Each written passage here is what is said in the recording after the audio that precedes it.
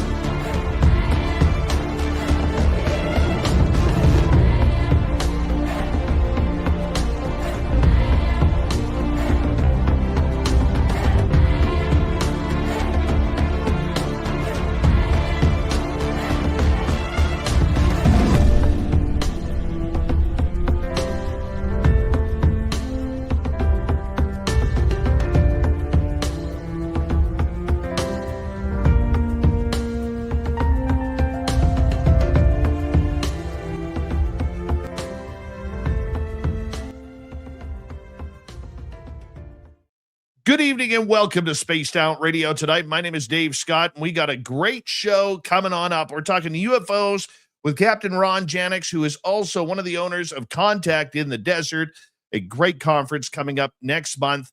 And, you know, I don't promote a lot of conferences here, but this is going to be one of the best, and I suggest you look into getting tickets and go into one of these events. But first, before we bring Ron in, let's say hello to each and every one of you as we have Kitty Caddywhack in the gold medal position, Race Fan with a silver, T-Bone with a bronze medal tonight. Let's scroll on down and say hello to Mel WD-40 lubing us up for tonight's show, because you can't talk UFOs without getting lubed. So thank you, Mel, for taking the time. Robert Lamoth, how are you tonight? Paula Fost and T-Bone, my man. How you guys doing? Thank you for coming on in. All right, moving on down, we have Thunderhead and Lisa Smith. Good to see you both. Crystal Cat, thank you for coming on in.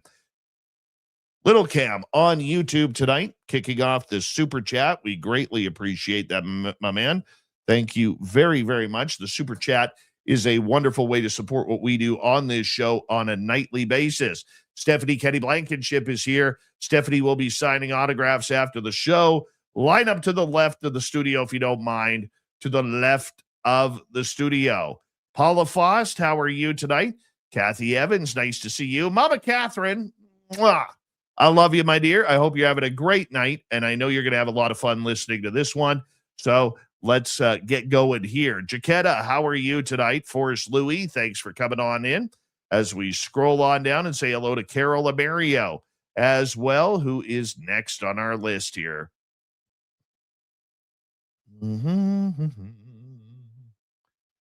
Big conversation happening here. All right, keep going, keep going. Just keep scrolling. Just keep scrolling. And got to be more. Thomas Rock, how are you? Frankie B, thanks for coming on in. Millennium, my man, good to have you here. Jeremy, how you doing for the second night in a row? Joseph Richardson, thanks for coming on in. Panda on Fire is here. Panda will be signing autographs after the show as well. Line up to the right of the studio, if you don't mind, to the right of the studio. Erica Stover, Aussie Boss Tiger, Integrationing, thanks for coming on in. East Coast Turnaround on X, nice to have you here. Undead Jed, thanks for coming on in. Sean Connery, welcome to SOR Chat.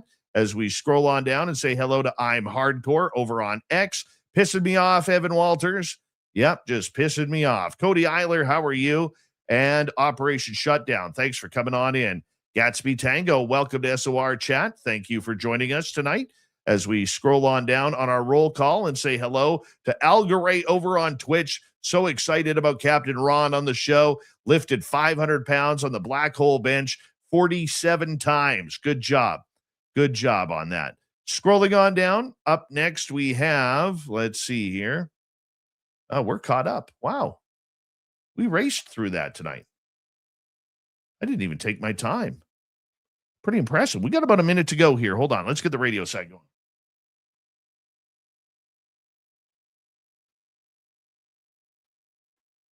Hello and welcome to the radio and podcast side of Spaced Out Radio tonight.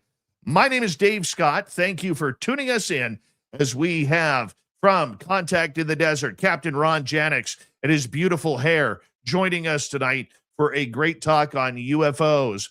We are in roll call on our YouTube side right now as we say hello to Sensational Shelley. How are you? Jose Sanchez, thanks for coming on in tonight. And do we miss anybody here? Did we miss anybody? No. Super Chat is open. It's a wonderful way to support what we do on this show on a nightly basis. If you're brand new here, thank you for joining us. Hit subscribe, ring that bell. And, of course, your comments after the show always help because it helps with the algorithms. Dennis Benke, how are you tonight? Oob to Joe's Maine, you've got aliens, and U2s apparently. And shop at our Spaced Out Radio store. Why? We do not have ugly swag, people. No ugly swag. So make sure you check it on out. We got nice clothing there for you to choose from each and every time. And you can join our YouTube membership and our Patreon membership as well at Spaced Out Radio. Make sure you check it on out. We got some videos there going on as well. Throw those horns up, everybody. Let's rock.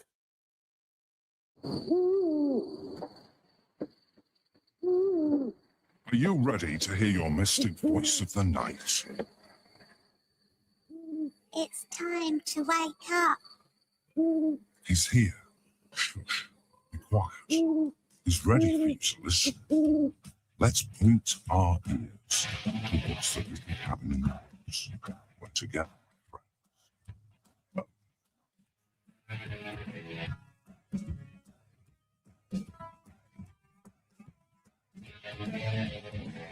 It's time for Spaced Out Radio with Dave Scott. From the mountains of central British Columbia to you listening around the world, this, my friends, is Spaced Out Radio. I am your host, Dave Scott, sitting in the captain's chair of SOR headquarters. We welcome you to tonight's show on our terrestrial affiliates around North America, digitally on every major podcast network. Our website, spacedoutradio.com. We have a plethora of features for you. Rock out to Bumblefoot. Read the news wire. Check out our swag as well. You can follow us on X at Spaced Out Radio, Instagram at Spaced Out Radio Show, and on Patreon in the Space Travelers Club. Tonight's show is brought to you by Caribou Con. Check out cariboucon.com. Get your VIP tickets for September 18th through 20th. Right here in the heart of British Columbia. We have an amazing show tonight. We're heading to Contact in the Desert, figuratively, not literally just yet, because the conference isn't for a month or so yet. But Ron Janix, we call him Captain Ron in the UFO world. He will be here momentarily to break everything down for us. Then in hour number 3, Swamp Dweller will kick things off. We will follow that up with Grant Baker, UFO Max, and the UFO Report. So let's get right to it. I love it when Captain Ron is on the show. He's just so natural, beautiful radio voice, looks like a rock star, probably should have a set of drums in front of him while he's on this show. Ron is known as Captain Ron around the UFO world. He's been deeply embedded in the community and the paranormal community for over a decade, building a reputation as a knowledgeable voice and passionate advocate for disclosure. Through the years of research, conference involvement, and podcasting, Ron has developed a well-rounded understanding of the UFO phenomena, experiencer accounts, and the evolving conversation around unidentified anomalous phenomena. His dedication to connecting people and ideas within the field has made him one of the most recognizable figures among researchers and enthusiasts alike. Yeah, this guy also, he runs one of the largest, if not the largest, conference about UFOs, consciousness, and everything awesome called Contact in the Desert. If you've never heard of it, go check it out online. You can get tickets right now. Go to Contact in the Desert, and it'll be right there. Let's bring him on in. Captain Ron Janix, it is always a pleasure to have you on this show, my friend. How you been doing? I'm doing great, Dave. I want to change our tagline to everything awesome. Contact in the Desert, everything awesome. That sums it up right there, brother. Oh, man. You know what? I love talking this with you because I know you're a media guy, you're a radio guy, and radio people just talk differently to each other. You know what I'm saying? Absolutely. And you still got that rock star hairdo going on, and I don't know how you do it. I look about 46 years older than You you. look like David Letterman now. That's a new look for you. Yeah, you know what? I'm actually thinking of shaving the beard. I Are really you? am thinking about shaving the beard. I'm looking too old, you know? I'll be 53 next month. I don't feel 53. I feel about 35, and I look about 98. So something's got to change here. I think it's got to be starting with the beard. There you go. Maybe, I don't know. Maybe I should just color it. I don't know. You could shave it off. Yeah, I could. See, even our audience says Captain Ron looks like a rock star. Oh, no, he doesn't. Come on. Oh, yes, he does. Your Look at audience that drinks at this hour of the night. Come on. My friend, for people who may not be familiar with you, because we got people not only around North America listening on terrestrial radio, but around the world on our social medias as well. The love of UFOs, how did it start for you? Well, I've had a lifelong interest in it casually. I just always enjoyed it. I always thought that, there must be something to this. And, it sort of evolved over the years. And I got involved. I started reading the Chariots of the Gods, and I read Communion, the two big must reads in this community. And they really got me hooked. And that was back in the 80s when I read those. And I got really hooked on the subject. But I didn't do anything with that up until about 2013 when I got on a podcast about UFOs, because the guy I was doing a different podcast with happened to have a network that needed a partner for a UFO show. And he says, "Don't you know a lot about UFOs?" And I'm like, "Well, ish, just sort of as a casual thing." And I got on that show. And by doing that, the process of doing that, every time we had a guest on, you'd have to research that guest. And therefore, researching that guest would give you more education. And you just kind of go down this rabbit hole. And this is one of those topics where the more you know, the more there is to know, as you know. Over time, who do you think prior to this newfound ufology? Because I look at the fact that there's two ufologies. You have the original ufology, and then as of 2017, you have the new age UAPology. How have you been able to not only work with both because of what you do for a living with Contact in the Desert and everything, but what have you noticed about the two groups? Well, there's no question that 2017 is a very clear delineation line for us. I mean, obviously, that's when things really opened up. And for me, I just feel like it just brought more people into the fold that would maybe take it a little more seriously, which has always been sort of part of my internal mission, is to bring people outside of this community into this community, because clearly there's something to this. I've always felt that, and the more I study it, the more I feel that there is something to it. And there's so many people that don't know anything about it. I can't believe it. So I kind of want to bring them in. So I love that this new world post 2017 is bringing other people in. You're seeing this on TV. You're seeing this more. There's documentaries. The TV is loaded with stuff on UFOs now. There's a lot of stuff out there that has a serious approach to it. And that's the difference. They take it serious now. Do you think the story's being covered correctly? Well, we don't even know what the story is. None of the abductees or contactees really know what's happening. Nobody really knows.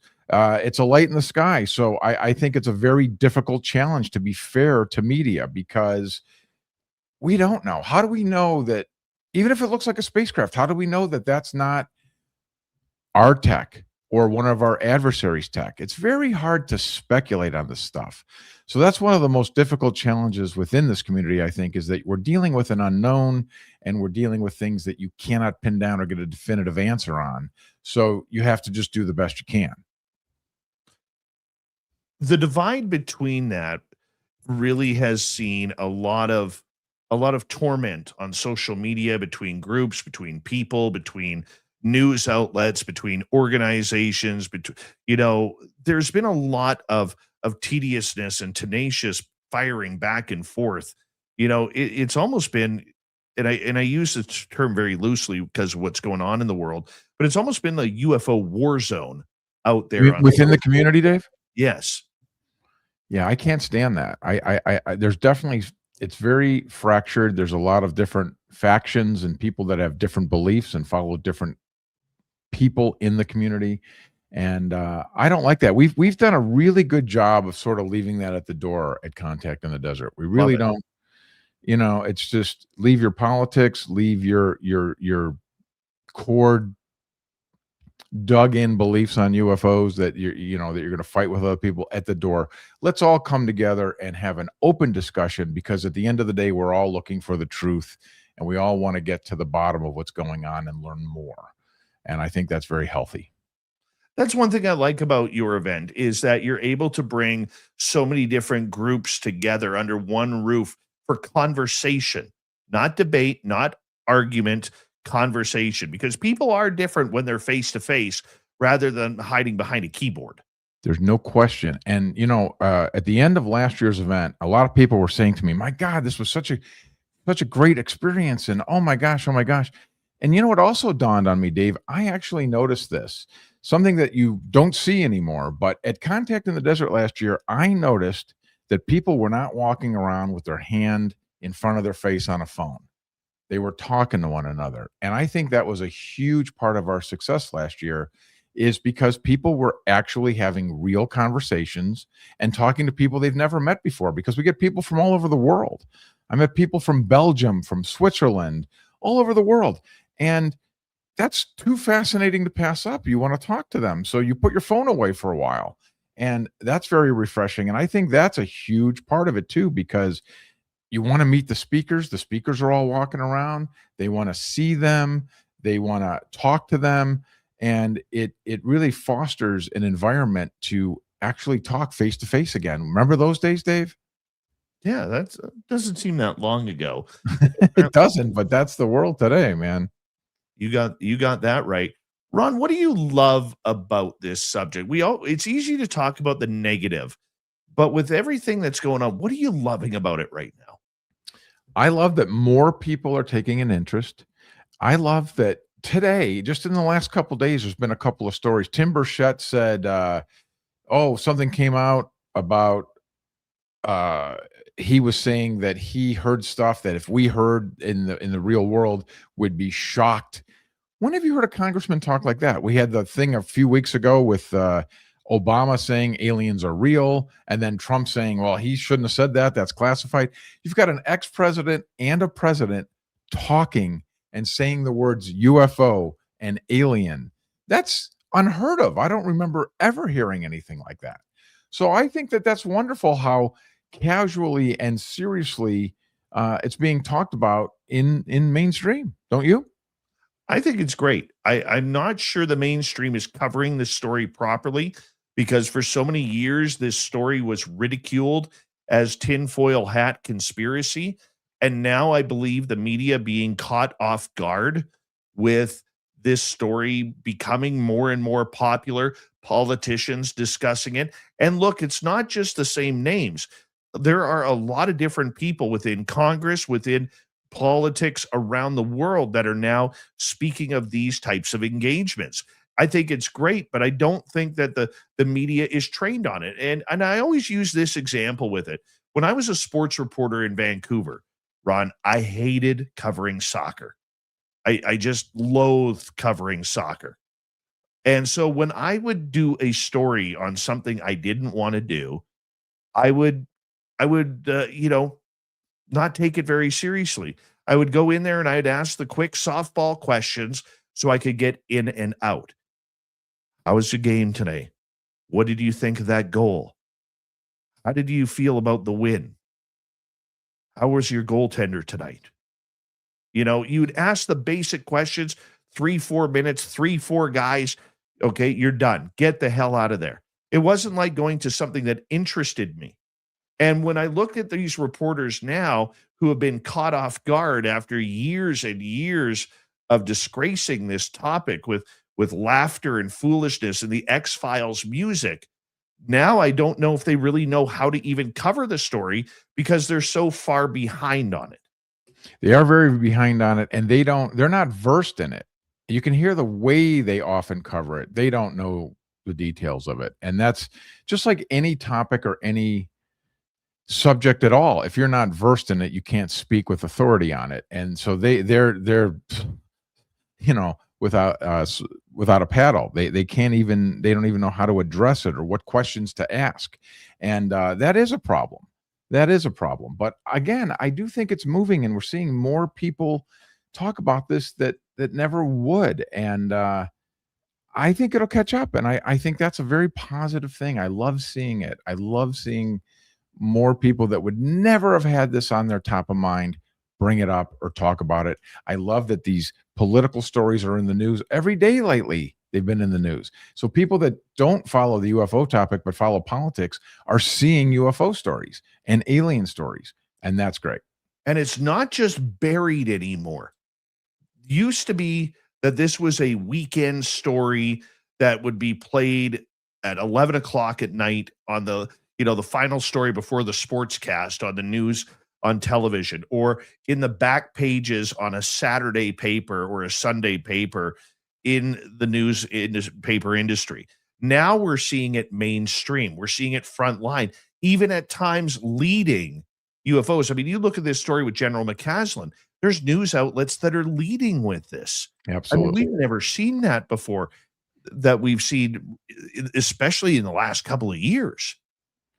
I agree. I think it's fantastic. I caught a segment on Fox News the other day that was talking about something, and then the announcers were talking like sort of off the cuff for 5 minutes. Like they were like, "Oh yeah, that reminded me of this thing I heard on Art Bell," and "Oh yeah, I heard a story once."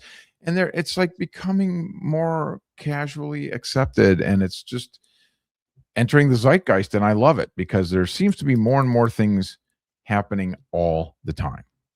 We live in a community, Ron, that is ready for disclosure. They're ready for the announcement, whether they're an experiencer, an eyewitness, or just somebody who is curious. They've prepped themselves that these beings, these craft are real, whether they're from outer space, interdimensional, inner earth, time travelers, ultra terrestrials, whatever it may be. Do you think, though, that the mainstream public is catching on outside of maybe glancing at the news? You have the largest conference in North America, one of the largest in the world on this subject. What kind of responses are you getting from people who've maybe never attended an event like this before, or have never really got into this subject before?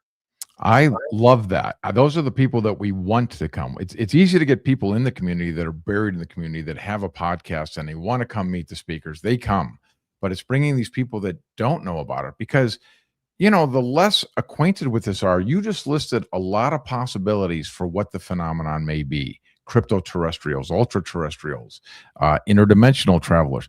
I think a lot of people outside the community don't even know these terms or what that means. It's only a physical nuts and bolts craft coming from another planet landing here.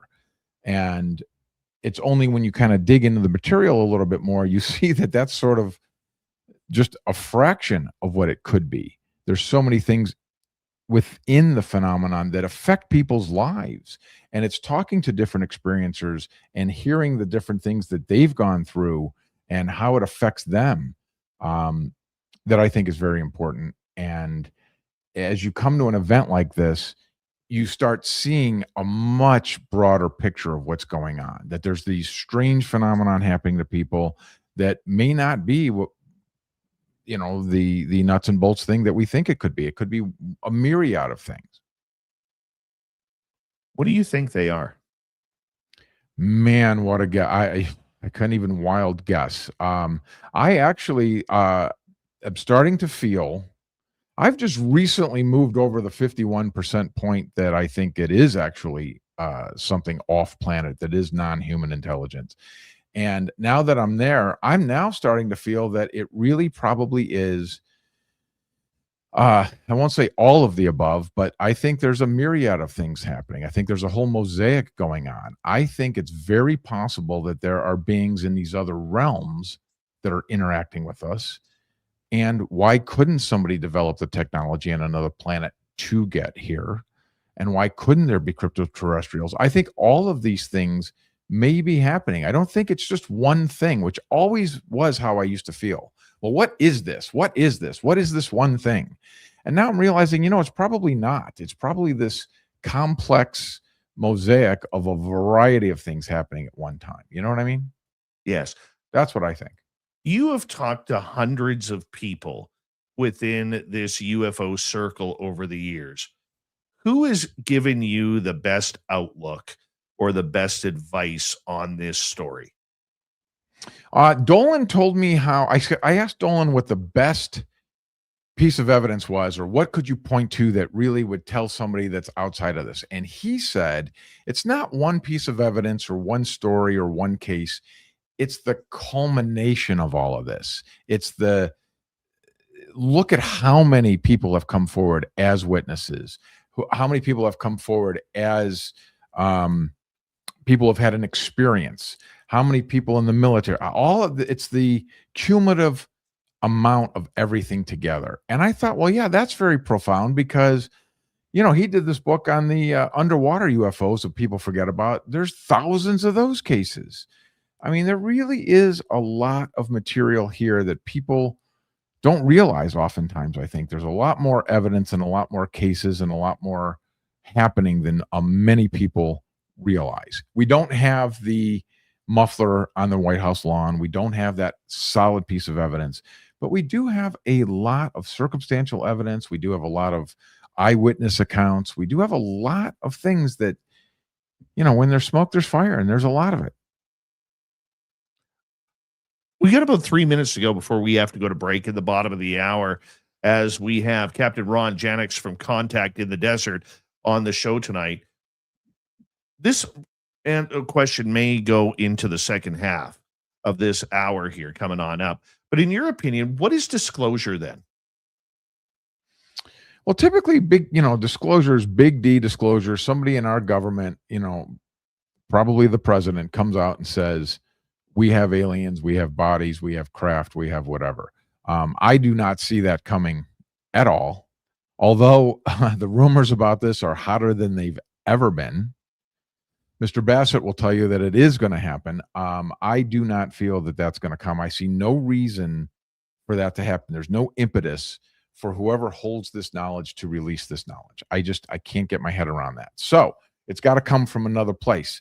I think every time a whistleblower comes forward, every time a witness comes forward, all of that is another brick in the wall, and it adds to the scale. It's another piece on the scale, moving it in that direction.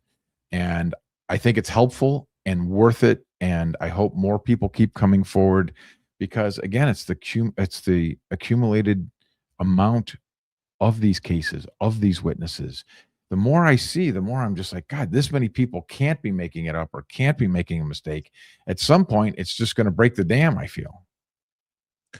That dam is still very, very large, because there are so many different roads to disclosure and paths that kind of continue off. You get people, and I would just spent time with Steve Bassett a couple of weeks ago at UFO Con in San Francisco. And one of the things that, when I listen to him speak, because he's so eloquent and puts so much passion into this subject, I look at when he speaks, that he doesn't care how the big D disclosure comes. He just wants it out. Do you not think that that is a little bit dangerous because of the control of the narrative that is there? Well, if you interview any of these guys like Eric Bosley or any of these guys, Richard Doty, a lot of those guys who have worked in intelligence, that is the whole point, supposedly, that they just want to control the narrative. And it feels like they may be controlling the narrative, that they just put enough of a tweak on a story, just put enough of a misinformation out there, disinformation out there to throw people off the scent. And I think that's probably really happening. It makes perfect sense to me. It's sad.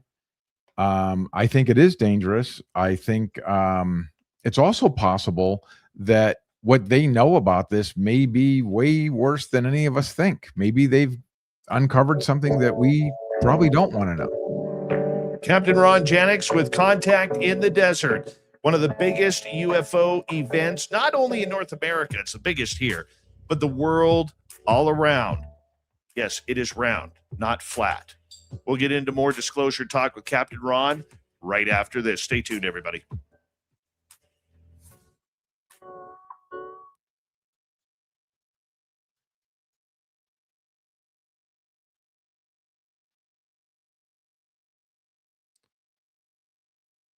All right, Ron, we are clear. So let me just unmute you here. There we go. Cool. And Grant, how you doing in the chat room? Cryptical Crossroads, how you doing?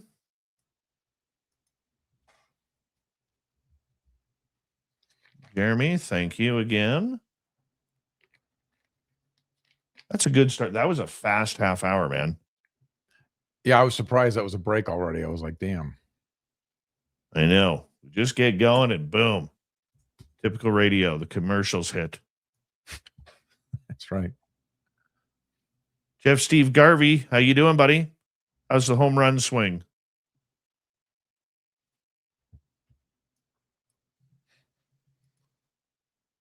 I think I'm going to head into the forest tomorrow.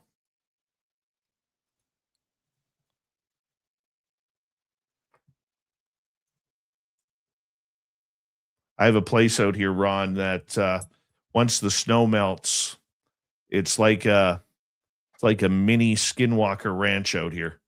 No way. Yeah. A lot of paranormal activity. My friend, in that one spot. So if you took about the size of a football field, that's all it is. And in that spot, we have ghosts, we have Bigfoot, we have like major Bigfoot communication going on there. We have had UFOs over top. We've had a UFO landing. We've had aliens walking through the trees. And then last year, the phenomena decided to add either a skinwalker or a Wendigo trying to lure us into the forest, mimicking people's voices. Oh my God. Yeah, that's Bradshaw Ranch right there on your backyard, man. That's crazy. Yeah, it's about 25 miles into the forest. And it's a little bit of a jaunt to get there, but once we're there, you never know what's going to happen. I would not go.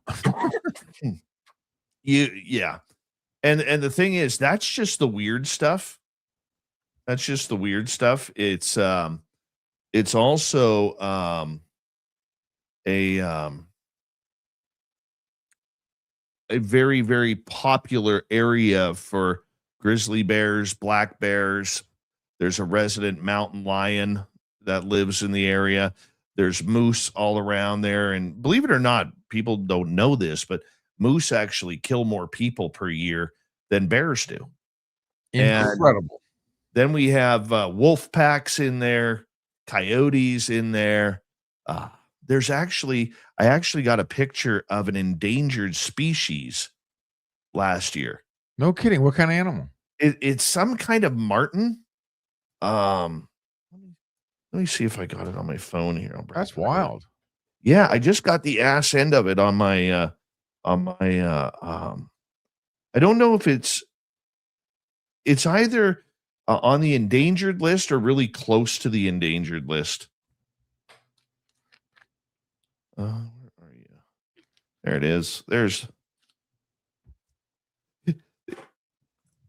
He jumped over top of my trail cam. There he is. There's his ass. Oh my God, that's incredible. Yeah.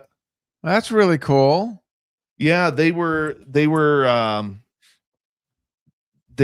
hunted out because of their fur. Their fur is very valuable. And then here is our resident mountain lion in the area. You saw that in person? Oh my God, that's scary, man. Yeah, she's a big girl. Wow. She's a big girl. I saw her once. But that was taken on my trail cam. But when she came by, me and my buddy, we had just put our pointy sticks away. And like 3 minutes after we unloaded, put our pointy sticks away, That's when all of a sudden I saw her dash across the trail about 50, 60 feet from us. And I was like, oh, well, she's not going to come on over here. Thank God. That scared Yeah. you. Yeah, I've heard that about moose. You think they seem so peaceful, but they're Oh, yeah. big.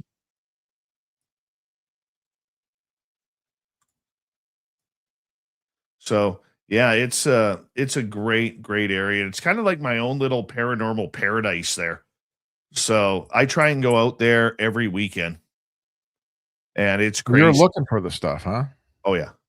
Yeah. I'm not a researcher, man. I'm more of an enthusiast, but it's fun. We're coming back in 3 seconds. Hold right there, buddy.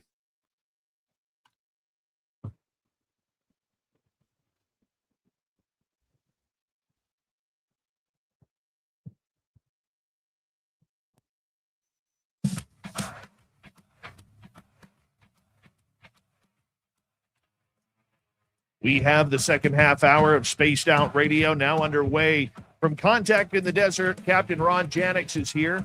My name is Dave Scott, and we're talking disclosure right here. If you want to check out Contact in the Desert, I highly suggest you do. This is literally the biggest UFO event in North America, one of the biggest in the world. And I'll tell you, the list of speakers that you can find at contactinthedesert.com is incredible. This year's event, May 28th through June 1st. Get your tickets now. Well, wait until after the show because we got a great show coming up for the next 2.5 hours. Captain Ron, how you doing, my friend? Doing terrific, brother. All right. So we were talking about the whole disclosure movement right off the bat here. And I want to continue that conversation with you because your event, Contact in the Desert, disclosure is one of the biggest topics that there is there. So It absolutely is. We cover, a wide variety of things these days. We really kind of have our toe in the water for a wide variety of these topics. Everything from disclosure to UFOs to experiencers to we're getting a lot into psi and the psi realms. And our theme this year is infinite realms, where we're talking about all the different realms. So we cover a lot of material there. As far as disclosure comes, we're actually going to have a brand new witness that's going to testify in Congress, and he's going to come forward for the first time ever at Contact in the Desert Live. And of course, we have Danny and Steven there talking about disclosure as well. It does seem like it keeps moving forward. They came out with that UAP Act in 22, and then it got butchered, and then they kind of put a little part of it in. Then they put a little bit more in, and now they're talking about, I just heard recently, they're going to try to talk in Congress, they're going to try to represent that original bill in its original form yet again, which rarely happens. So we may actually be on the verge of pushing some of that forward. Even if that thing passes, I don't think we're going to get what we want. what's the perfect disclosure for you? What do you want? I want them to go, here's the body, here's the ship, here's the thing, but it's not going to be that easy. It's not going to be there. And people also think it's such a simple answer like that. And it's not. There's a lot of complications. Think about all the lawsuits. Think about all the people's lives that were ruined. Think about all the interwoven things of these other companies, these private companies who spent tons of money on backward engineering the technology and all of these things. They're going to want their piece. I mean, it's way more complicated than people hope. It would be great, though, to get some sort of confirmation so we could all get on the same page. And maybe that would change a lot of the attitudes around the world, too, if we kind of realize this, The old Ronald Reagan quote of, isn't that the the truth? world would change, yeah. Isn't that the truth? One of the big things for me, Ron, is the fact that I want that Pandora's box open that's hiding in the Pentagon somewhere. I want all the yes and no questions answered, whether it's Roswell being an alien craft, did we have bodies, whether it's any UFO crash site or major landing site that we've seen. But it also goes more than that. I want to know about Eisenhower. Did he trade humans for technology? If he didn't, why not just say no? Just come out and say no. Kill it right off the bat, or another one would be, Bob Lazar. I want to know if Bob Lazar really worked at Area 51. All right. Now, I know people who have worked at Area 51, and they're not convinced that he ever did, but there are some of us, myself included, who believe that it was possible that he was there, even albeit for a short time. I think it was only 6 weeks, but that's the disclosure I think we deserve. It's not the threat narrative. It's not the hiding of the secret space program, allegedly. That's what I want. I want that Pandora's box open. Otherwise, I'm not going to be satisfied, man. Well, you're not going to get it, so don't even think about it. As far as Bob Lazar is concerned, Luigi Vinatelli just did a brand new documentary that comes out Yes. in a couple days here, and he will be at Contact, and he's going to be showing his film, and he's also got a virtual reality thing. This is amazing, Dave, where he's going to show it at Contact, where they have recreated the sports model UFO that Bob Lazar claims to have worked on in its exact details, its exact size, all the things. Like, they have it 59 feet and 6 inches. Like, they got really specific. And in the headset, supposedly you can walk up to the craft, go down, look inside of it, walk inside, walk around, and look at the entire thing in a virtual environment. And that sounds amazing to me. It's also very compelling. I think Bob Lazar's story is very compelling. It's been going on for a long time now. There's something to it. I agree with you. I agree. There's something to it. And Luigi has been on this show before, and we got to get him back on here again to talk about this great documentary. I mean, when you look at the way that these stories are taking off, from what we want from disclosure to the way the media is covering it now, we touched on that in the first half hour. Ufology is at an all-time high in popularity. You see people all over the place carrying little alien heads now, whether it's a keychain or maybe it's a t-shirt or whatever. Did you ever think when you got into this that it would be this way? I mean, the world's gone UFO crazy. Yeah, I think so, but they don't have the knowledge of it, like you said. It's just it's a cursory look at it. It's what they see on the news and what they see on these shows. And if you just take a little bit more of a deep dive, you can really uncover some remarkable things. The work that James Fox did on this new Virginia case is incredible. Have you seen that? How he has that brain surgeon who on camera looks right at the camera and says, "Look, I was 6 feet eye to eye with this thing," a direct first-person eyewitness to an alleged alien being.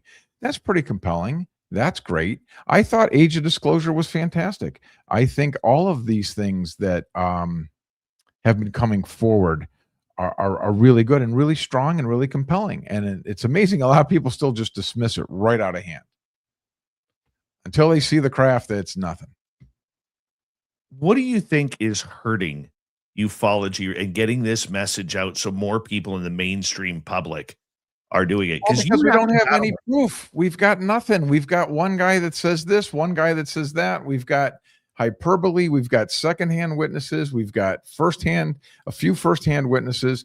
We don't have any concrete evidence. And that's what, for a lot of people, that's the line. Until it comes out of the administration, or I see a craft, or I get that muffler, they are just not going to believe it. I've watched Age of Disclosure with people who said they got nothing. And I thought, well, that was really compelling. These are high-level guys putting their name, reputation, and things on the line, saying very compelling things. Doesn't move the needle for them at all. So, it's just the way the world is today. Do you think we're becoming too cynical about the topic? I think people have made up their mind and they choose a side, just like they do politically. You've chosen your political side, and now you're on that team no matter what they do. Even if you don't agree with it, you're on that team. There are people that I find less and less people in the middle, which is my lane. There are people that just seem to believe everything that comes out related to this topic, and there are those that just dismiss it out of hand. I heard a great quote the other day from Hal Puthoff where he says, there are those of us who there are those out there who know nothing about the topic and they know it's not real, and then there are those of us who study the topic, research the topic and know that it is. And I think that's just right on the nose. That's the answer right there. I think if you look into this, there's enough stuff to warrant, at the very, very least, more scientific investigation and more attention. And I think it's compelling enough for most people if they look at it. But most people won't even take that step. They dismiss it out of hand without really looking into it. What do you think of the government involvement with all of this?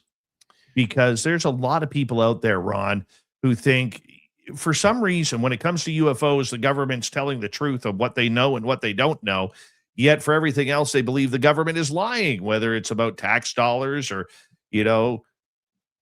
Again, they've picked their team. If it's the topic that they want to hear, they'll spin it that way. If not, they spin it the other way. My take on it is this, and of course I know nothing, and it's all speculation, but after looking at this deeply for 15 years, here's my take. My take is that if we do, in fact, have crash retrieval programs that have got this technology and know about the alien presence, it is probably held in a very, very small special access program, black budgeted, and it's a small sort of cabal that would know this knowledge. So when you have people on the front lines and you have people even at something like Arrow, they don't really tell them the real answer anyway, so they have plausible deniability. So when we go to the government and ask them and they say they don't have anything, that's because they don't have anything. The real information, the real secrets, that stuff's locked up in special access black programs that we're not going to get to. And so the people you're talking to and the people you're asking are the wrong people anyway. They don't know. That's my opinion. We are seeing a little bit more of this come out now. These congressmen seem to say that they're hearing some things, but supposedly when you hear these guys testify in Congress, they say that, well, I'll tell you in a skiff. And then supposedly when they go to the skiff, they're not allowed to talk to the congressman because he doesn't have the clearance to hear this. So they can't really get to the information anyway. So that's what I think. I think it's all bottled up. So don't expect anything out of the government. What do you think, though, if we look at the government, you look at somebody like Tim Burchett, the congressman, who is absolutely going crazy on this subject. And when I say going crazy, I'm saying going crazy in a good way. Absolutely. He will not give up. Every time he speaks publicly now, it's about UFOs. And now he's getting into the alien Burleson too. Program. Burleson as well. Eric Burleson, that's all that guy talks about is UFOs. And I think it's fantastic to have these two guys championing this because we've never had that before. Again, I don't know that they're really going to get access to anything, but God bless them for trying. And I don't think that hurts us at all. At the very least, I think it opens up other people again hearing that, oh my God, my congressman's taking this serious. Maybe there's something to it. And I think that's great. Do you think the moving the story from what we saw a couple of years ago when it came out, the UAP thing came out, and then it was all about nuts and bolts. Everything was nuts and bolts, propulsion systems, anti-gravitics. How do they fly? It was nothing about aliens. We weren't allowed to talk about the aliens or non-human biologics, whatever you want to call them today. And yet here we have Tim Burchett coming out in the last couple of days saying, hey, we need to worry about this potential of hybridization between humans and aliens. And apparently he said that there are bases here where these procreations are happening. Yeah, Matt Gaetz, I think, is the one who came out and said that, right? Yeah, Burchett followed it up too. Yeah. So it's great that those guys are talking about, well, it's much more palatable for the average person. Lights in the sky is easy. That's harmless, and, landing on the ground, a little more scary. Now, alien beings, that's the next level up. So hybridization, wow, that's up another notch yet. So I think each of these makes it feel less plausible to people outside the community. Each one of these is a level up, and wow, alien hybrids, that's a scary thing. That's a big thing to chew on if you're brand new to this community. lights in the sky, they came from somewhere else, that's more plausible. Another thing we're doing at Contact is talking about the consciousness aspect of this and the psionics aspect of this and how that all ties in. And that clearly has a very prominent role somewhere within this field. Yeah, I believe that too. And you're right. It was Matt Gaetz, and then Tim Burchett followed up with it on that. I mean, that's just opening up a whole can of worms that is leading to a lot of sci-fi talk. And when we get into that sci-fi talk, a lot of people get scared with that, Ron, whether it's because of their personal beliefs, their religious beliefs. I mean, we have a lot of people like Vice President J.D. Vance coming out saying these aren't aliens, these are demons, and this is all biblical. I mean, there's a lot of different attitudes towards what is happening here. And then we have Burleson, we have Burchett coming out saying what we've seen, if it gets out into the public, God help us. When's the last? What if a vice president 20 years ago, not 100 years ago, 20 years ago, came out and said aliens could be demons or whatever? What do you think would have happened? Oh, goodness. They would have ran him right out of town. There's no way they could have talked like that 20 years ago. That's unheard of. I think it's incredible. You've got congressmen talking about this on a daily basis. You have the vice president taking it up a notch, saying that it could be demonic. I mean, wow, that's a big deal. I think this is a new era in politics, that this can even go on. I just don't get it, because I think you're also starting to see the divide in the politicians' attitude towards this, because you do have the people who believe that it is demonic due to their faith. Then you have the people saying, well, let's go find out what it is. Do we have this? Is it hiding in Wright-Patterson Air Force Base, or is it hiding at Lockheed Skunk Works? There's a lot of people who are pushing the buttons now, which we didn't have before. Or is it walking among us? I mean, how prolific is this actually? It's obviously all an unknown. That's very hard to say. So God bless them for at least wanting to know more. And I think that's the whole point. I'm always pushing for more scientific attention and rigor to this, because just throughout history, our technology has given us more knowledge. I always like to bring up, Dave, how 35 years ago, we didn't think there were any planets outside of our solar system. And now we think there's one planet at every single star we see. So that's a huge leap in 35 years of knowledge. So I think as our technology grows and we learn more about what these beings may be, I mean, it's possible in 100 years or 500 years that we're going to crack the code on how interdimensional travel, something like that. What do you think the president knows? Do you think he's read in? I think he is a short-term employee. I think he's 4 years and out. I don't think that they get access to that special access program. I think that's black budget, sealed up, that are lifetime people that have been legacy people for a long time, and that stays hidden. I don't see any reason to read him in. There are people like Greer and others who claim that the president's been read in on certain parts of this. I don't know.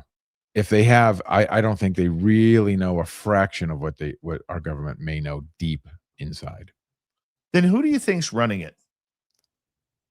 I think it's a special, there are things that if you look up that Congress does not have to know about. Special access black programs are funded, and they don't need to say what they're for. They say it's for special research of national defense or whatever. Why would you not put a program of this magnitude in there? I would. So to me, that's where it is. I think that that's controlled by a very small group, and I think that's where it will stay, because they have no impetus to let it out. And who knows how much about it they've figured out. They may not know. I always wondered about who in the Gang of Eight knows. There's this Gang of Eight politicians that seem to really pull the strings on everything, especially when it comes to the defense budget, the NDAA. We've seen representatives like Mike Turner for the last couple of years, who represents his constituency of Wright-Patterson Air Force Base, coincidentally, where he was one of the ones shooting this down, saying we don't need it, and really whitewashing anything to do with the UFO subject. I wonder if people like them, those long-termers who have no aspirations of being a president or taking their career higher and higher, they're happy with where they are because of the secrets they're told, and they build importance through tenure rather than through position. What's your thoughts on that? I would I would love one of these guys to, turn to a certain age and realize that they're not going to make it and come clean. I don't know that that would change the world or anything, but maybe that would be the first domino to fall. And it is possible that we would get, as these guys age out, theoretically, as the world has changed. Look at the way we thought about the military and the government and the hierarchy in 1947 versus how we look at it today. So it's very possible that people that are in that small cabal age out, and maybe there would be a new attitude that we do need to share this with the world. Again, we don't know what they know. So if they know something that's really scary or really dangerous or really whatever, then maybe they're keeping it quiet for a reason. I doubt that. I think they're keeping it quiet because they want to control the power, but we don't know. Where do you think it's hidden? Where do you think it's all hidden?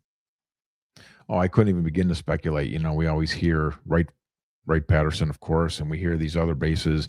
Area 51 is so famous now, that's hidden in plain sight. There's tons of, you can't get on any of these military bases. It could be anywhere. And there's all these talks of underground facilities. I'm sure it's all buried somewhere like that. If in fact they have these things, it's buried. What do you think we have? That's always the big question. I get a lot of people, like, outside of this show. People ask me, "What do you think we have?" I do think the reason I believe in this strongly is that there are certain cases that I think are real and are genuine. And it starts with Roswell. And I know that's cliched, but there's a lot of material on Roswell. I've read a lot of those books by Don Schmidt and Tom Carey and those guys. And they've uncovered a lot of evidence and a lot of eyewitness and many deathbed confessions and these things that feel very credible to me. So I think that really happened. I think that there's far less of these and far less credible sightings than many people would like to believe. But the fact that if there's one, that's all we need. So I think that we probably have recovered craft, and it's probably from Roswell, maybe from Rendlesham, maybe from Virginia. It sure seems like that case has a lot of witnesses and a lot of people that swear under oath, and that the U.S. military came in and took something out and flew it back. We could have that as well. So I would think we have at least a handful of craft. We've had people like Hal Puthoff come out and flat out admit publicly, we have 10 craft that are of unknown origin, of non-human intelligence. That's a remarkable statement from a pretty high level guy. So I would believe that. Who don't you believe? I don't believe a lot of these cases. I don't believe anyone who has multiple things that are 1 in a million chance. The people that come forward and say they've gone through portals and been on Mars, and they've been worked on underground bases, and they've met aliens, and they've seen Bigfoot, and I think these things are a 1 in a million chance. And if one thing happens to you, Travis Walton, I do believe he's got one story. It happened 50 years ago. He stuck to it.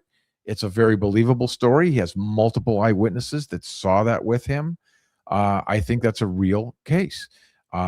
Some of these other guys that have salacious stories or multiple different disciplines within their story, it's like all of these things are so rare and such a bizarre chance occurrence.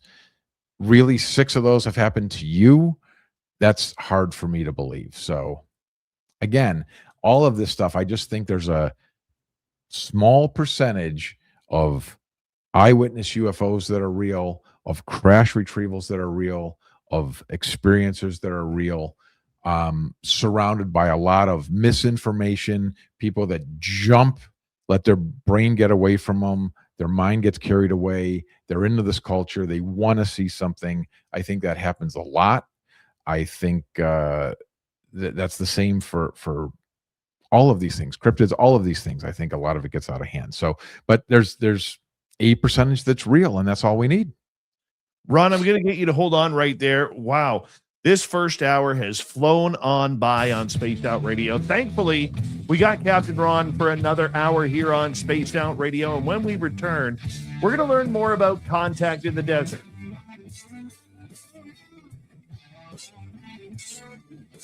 This is Spaced Out Radio with host Dave Scott.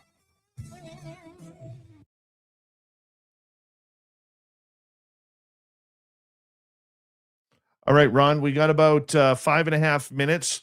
I'm going to put you back in the green room, and I'm going to take a quick break here, okay? Me too, brother. For the rest of you, we will be right back.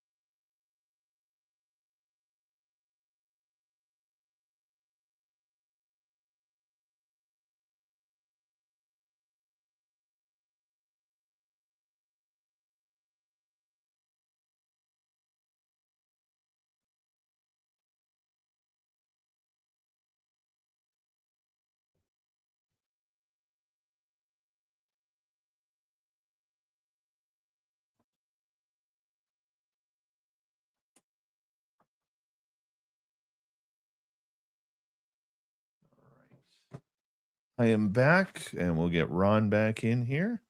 There we go. How you doing, buddy? I am back. I'm here. I'm ready to roll. Rock and roll. Miss Tessa Marie, how you doing? Nice to have you in the chat room. And who else is joining us here? Who's hopped in late?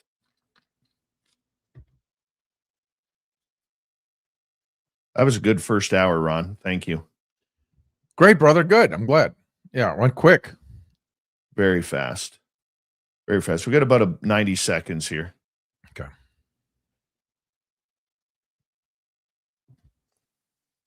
Is your full show 3 hours? Yeah. I go another hour after you're done. Jesus, that's a lot, man. Every day, 5 days a week, you do this? 5 days a week, man. It's a job. That's full time, man. Jesus. But you know what? My radio stations love it. So ratings are good. I don't hear from them. I just send my show over and never get any complaints. Perfect. Good for you, man. I'm really impressed. Yeah, thank you, man. Appreciate that. I want to say a big thank you tonight to our super chatters, Pam, Little Cam, Jeremy ×2, and Gary. Thank you very much for your love and support of Spaced Out Radio. If you haven't yet, we would ask for our YouTube audience, hit that thumbs up. If you're listening on Spotify or Apple iTunes or iHeartRadio, wherever you're listening, give us a follow. We'd really appreciate that. You can shop at our Spaced Out Radio store. Why? We do not have ugly swag, people. No ugly swag. You can wear our clothing out in public and be very proud of it. And I want to invite you all to Caribou Con, September 18th through 20th. Go to cariboucon.com. We have Grant Cameron. We have Merle. We have a lot of great speakers coming up, talking from paranormal to Bigfoot to UFOs, alien contact, and so much more. cariboucon.com.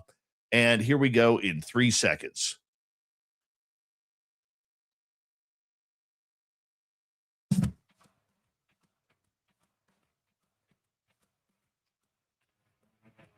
We are into hour number 2 of Spaced Out Radio tonight. Way to join us. We really appreciate talking UFOs with you.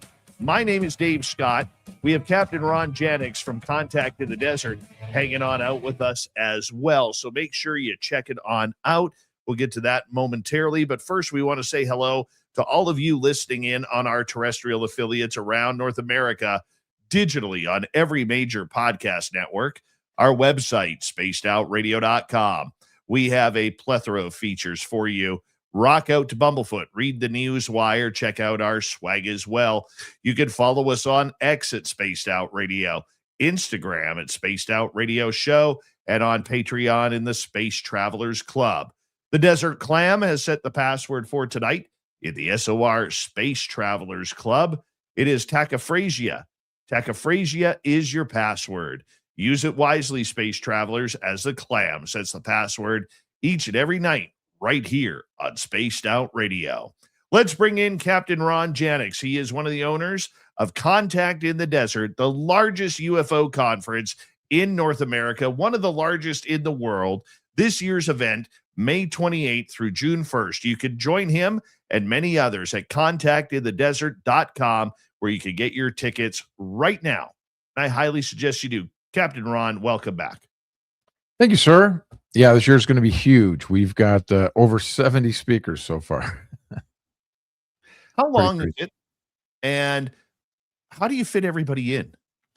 It's just jam-packed. We are now a 5-day event. It is all day Thursday, all day Friday, Saturday, Sunday, all day Monday. It just keeps going. And there's like 7 different stages to choose from at any given time. So there's always something that you're going to find. That's the hardest thing people have. What do I see next? Why do you think people have really clamored to this event? I think it's a lot of things. I think it's the integrity that's put behind this. I think it's our lane, in my view. You know, we take a much more serious look at this. We take a much more, we have a lot of academics, a lot of PhDs come to this conference and speak at our conference. And we cover a lot of different areas, from UFOs to abductees, contactees, anything related to that. These psi abilities is becoming a big, important thing. Disclosure. We have a bunch of guys that have testified in Congress, you know, and we have the class, and we have the simulation theory as well.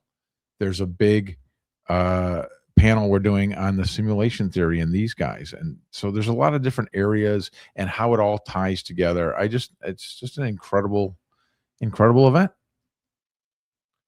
70 speakers. That's almost unheard of. Yep. It's true. Yeah, it's incredible. And like I said, they run all day. You've got to just pick and choose. Then, there's a panel will have panels in one room that run all day. And there's at least 6 people on each of those that are in there all day. So it keeps us busy. How do you run it all? You must have an amazing team. I have an amazing team. I mean, my gosh, my producer Bree, I don't know what I'd do without her. The whole team is fantastic, and we're very dedicated to this. It's sort of all our mission. Gordon's my partner on this, and he's been unbelievable and behind everything and supportive of everything. And without him, we couldn't do any of it. So it's just one of those things in life, Dave, that honest to God just fell into place and just feels. I'm a pretty 3D guy, but boy, it feels very preordained or guided. I'll be honest. It's just remarkable how everything with contact seems to happen for a reason. The one thing I love about your event, and I follow it closely, is the fact that you have speakers who maybe not the biggest well-known names in the field, but they have incredible research or incredible knowledge about their subject, whether it's an experience or whether it's the science of it all. But you also intermix that with people like Danny Sheehan, Stephen Bassett, Richard Dolan, just to name a few, in order to try and bring some of that real educational ufology to the subject matter as well. You got great scientists, whether it's Dr. Avi Loeb from Harvard, Dr. Eric Davis, who's been in the news and famous for the Wilson Davis notes. I mean, you have a little bit of everything for everybody. Yeah, and it's fascinating, like how things cross over and cross pollinate, and something like, let's take Dr. Diane Hennessy Powell, who I think is one of the most important people out there right now. She's the scientist that's behind the telepathy tapes that people have heard about. Of course, telepathy is very popular in this community because almost every contactee experiences reports telepathic communication.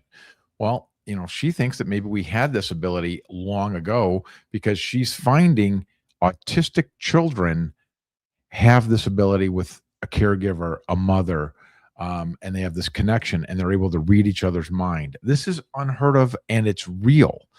She just did a talk recently, and she's telling me how these autistic children, they've now found they have elevated levels of DMT in their brain. Wow, never heard of that. And we have a whole thing on DMT as well. And people think that that's a real realm. People that have experienced DMT claim that it's more real than this reality to them. And how interesting that these children with these special abilities seem to have elevated levels of DMT. So we do a whole thing. We bring Dr. Pascal Michael comes in and talks about DMT. Paul Hynek. We have a whole panel on that. So there's things that you wouldn't think of that would fit into a UFO conference that, I'll be damned, they sort of do, because it connects like I just explained. When you are choosing the guests for this, and your team is choosing the guest, it's important to have balance of knowledge and experience. How do you get everybody to kind of be on the same page? Because with 70 people in there, there's a lot of ego that goes on with that. So how do you choose your main speakers from the people who may want that top speaking engagement to be a keynote? But it's the hardest part about this whole gig, to be honest. What we do is we go down to Gordon's place, which is down in Mexico, and we all go down there and we all talk about it. We flush it out. And sometimes beforehand, it'll come to one of us. We've got an idea for a theme. We did AI a few years ago, and we kind of really leaned into AI. And we had last year was the Event Horizon, because it felt like we were building on this disclosure movement. This year, the theme is right here, Infinite Realms. We are talking about all these different realms, which is anything from this 3D material realm to the scientists tell us there's a quantum realm There's the multiverse. There's the psychedelic realm in DMT. There's this realm that these children I was talking about that have autism go to called the Hill. That's a realm. Throughout history, there's this realm of the jinn. Joshua Cutchin is going to be talking about the realms of fairies and how these stories in Ireland 1,000 years ago talk about these fairy realms. And when you read one of those stories, Dave, you've probably seen this, it reads just like a modern day UFO experience. This being came down from the trees. He had big eyes. He was little and skinny, and he spoke to my mind. That sounds just like a modern day alien experience. We just have different lenses on it. So it starts with the theme, and then we can't have the same show every year, so we have to flip over speakers. Even though speakers are great and they did a great job, we just have to mix it up. So we usually kind of lean into the theme. It starts with the theme. How do you choose your theme? This Infinite Realms thing literally came to me in the middle of the night one night. I woke up at 1 o'clock in the morning, like a week before this thing that we all meet in Mexico, and I wrote it all out. That it just dawned on me there were all these different realms. There's this realm of the jinn, there's this simulated realm, the ultra-terrestrial realm, these multiverse realms. There's all these different places where supposedly these beings, the afterlife is a realm. So this year, it just coincidentally happened to be me that thought of that, and then I presented it, and everybody kind of added to it, and it's very collaborative. We all sort of do it together, and we chose that. It just happened to come to me a week beforehand. I pitched it sort of, and we had a couple other ideas we floated, but we kind of were drawn to this, and it always just sort of feels right. And then, hey, we could bring in Diane because she talks about those realms, and we could bring in this guy, and we could do this. And then it just sort of fires off the synopsises at that. And then next thing you know, we've kind of got a show. What's your favorite topics? There are two that stand above everything. And of course, it's UFOs. That's my Beyond Contact podcast is all about UFOs and contact experiences. So that's number one. And the other thing that I'm into now, Dave, is this psi ability. We're having Dahlia Bergeon come. She's one of these people who their daughter is a autistic savant, and they have telepathic abilities. And she can literally read a book when she goes to bed, and her daughter and her can discuss it the next day, because it's as if the daughter read it as well. Absolutely remarkable stuff that doesn't seem possible, but it is. And it's also this mind sight stuff. That I'm a little bit new to that, but this ability that we can see things without our eyes and put on a mask and be able to see, read, detect things. These are part of who we are. So it's sort of changed my reality because I'm now learning that that is in fact real. So those are my front running things for sure. The science is becoming a very important part about this. I mean, when you look at how many people who have the preface doctor before their name that you guys have, whether it's Dr. Avi Loeb, whether it's Diana Pasulka or many others out there. Jacques Vallée, yes. And many others. I mean, that's impressive when you have this many highly educated and highly tapped in people who want to come talk to the public about this subject. I think it adds a perception of reality. Whereas if you got, let's say a radio host like me or somebody else out there trying to say aliens are real, they are here, it doesn't have the same weight as somebody who has a doctorate degree. No doubt. Avi Loeb saying that, look how credentialed he is. Avi Loeb making these claims is much more powerful than you and I saying anything. I mean, that's we wish we had John Mack. John Mack would have been the consummate contact in the desert keynote speaker right there. Exactly. Having these guys, we have Dr. Tom Campbell's coming. His book is called My Big Toe, which is the theory of everything. How incredible is that? And he's a physicist, and he writes how all of this ties in together, and that we could be. It's a simulation, but it's not like we would think it's a simulation, according to Tom. It's not that we're in some hard drive on some alien's desk. It's just that we're a closed system of rules that operates like a simulated reality. It's fascinating stuff. And again, it's interesting how these things, I picture one of those boards, where the cops have the red yarn that goes between this and this and this and this. These different elements seem to kind of overlap each other and support each other, and that's quite fascinating as well. Let's talk about the people who come in.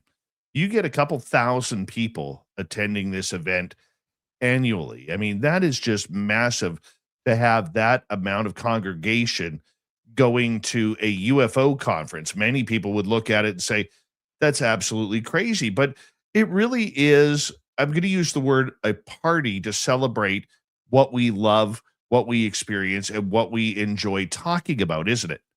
We always internally kind of talk about it like we're almost like we're the people that put on the annual banquet for all the people in the UFO community. We just throw this banquet at the end of the year, and everybody comes and talks about their thing. Yeah, we should have over 3,000 people there again, and it's really great having everything. The cross-pollination is wonderful, and we get everything from hardcore people who have had direct experiences. We have a lot of that, but we have a lot of people, which I love, that are curious about this, and they're like, what do you mean you can see without your eyes? That's nonsense. Let me see if this is real. Come hear it from the experts. Come hear from these PhDs that are telling you this is real. Come learn about these things. That's who I personally want to bring in, people that don't know about these things, because I was that guy too. I'm like, what is all this? And then you start learning about it, and there's something to it. There's a lot of fascinating things that are in our world right now that we don't know about. You come to Contact in the Desert, you learn about those things. As Gordon likes to say, when you leave, you're changed forever. What can people expect? Take us through, from the time someone buys their ticket to what happens there for those of us who've never been. Well, when you go to Contact, there's constantly stages. There's always a choice. We always have a panel going. So basically from 9 to 7 every single day, there's a panel going somewhere. There's also 6 different speakers going somewhere. So you can go to one of those. You can pick and choose what you want to go see. And then in between, we have this great area with a giant bar and lobby where people hang out and talk. And it's just like when you go to the movies with somebody and then you go sit and have a coffee and talk about what you just saw. Well, after hearing an incredible talk, you go sit in the lobby and you talk to your friends and talk to people that are there and get their opinion of what that guy said.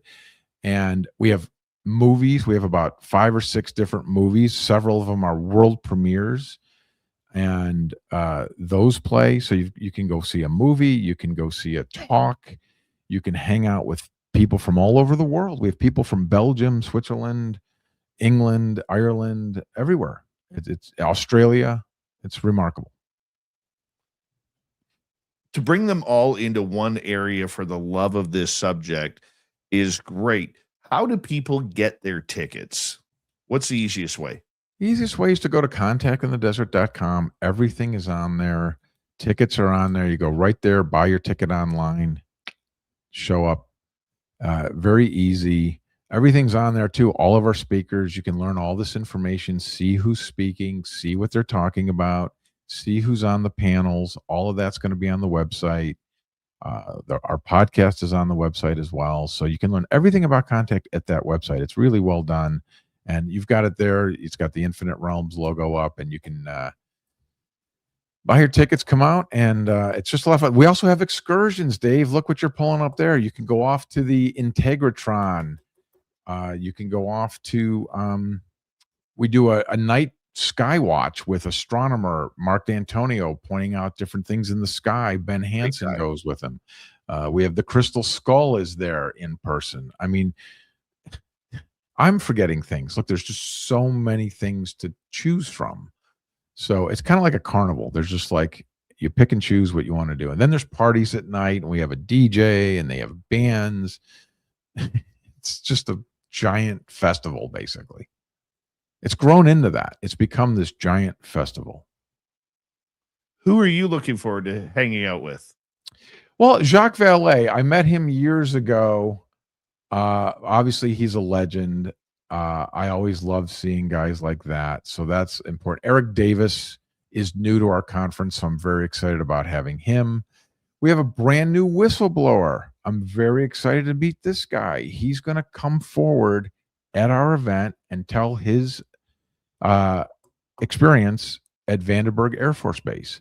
Jeffrey Nussatelli spoke at Congress with George Knapp, and he testified his experience that he had. And then now this guy's coming forward too. So, it's always something new. That's always what I'm kind of interested in. These other guys, I get to know them pretty well over the years, so I kind of know them. So I want to see the new things like that. These guys coming forward. And Eric Davis, we're really thrilled about having him at our festival because he has never come before. And again, the psi ability stuff, that we're going to have workshops and intensives where you can learn, get a cursory overview at least, how to see with a blindfold on. And Gordon and I have done this. And Dave, I'll tell you, we can do it. It's remarkable. It is pretty cool. It's very cool indeed. We got 3 minutes to go before we have to go to break. At the bottom of the hour, Captain Ron Janix is here. We're talking about Contact in the Desert, the largest UFO conference in North America and one of the largest in the world. For people who are coming, what can they expect? What should they wear? What should they bring with them? Where do they get hotels? Well, they're not going to get at our hotel because that's been sold out since February.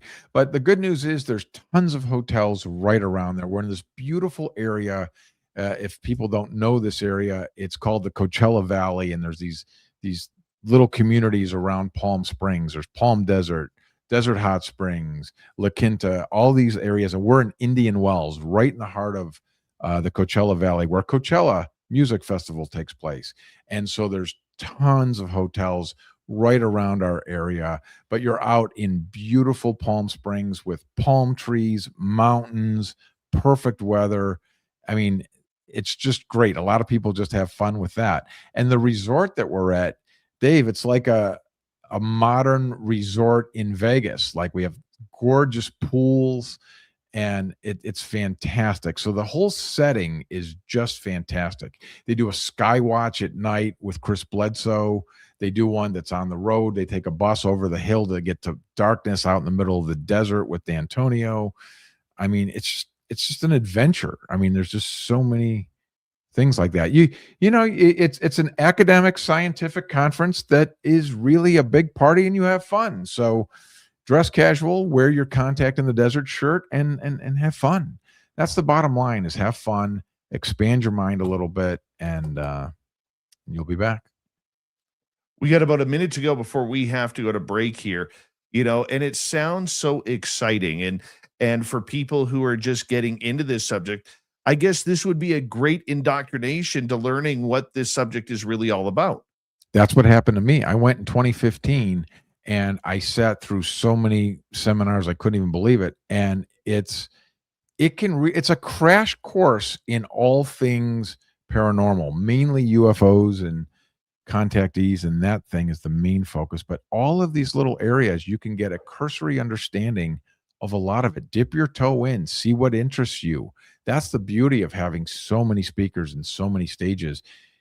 Bounce around, see different things, get a sense of it. And you can really, if you're new to these topics, you can learn a lot and get indoctrinated really fast at Contact in the Desert, more than anything I can imagine. So in those 5 days, you're going to walk away with a lot of knowledge about a lot of different things in our world. And for anybody who wants to go, this is the one to go to, because you know what? It's done right the first time. And that's what I love about it is you guys work so hard. It doesn't take just a couple months to put this together. It takes a full year and beyond in order to make an event like this happen. And you have to have a great team behind you in order to do that. And congratulations for you, Ron, on having all of that and been able to take this to the next level. We got Captain Ron Janix for another 30 minutes on Spaced Out Radio. More UFO talk when we return.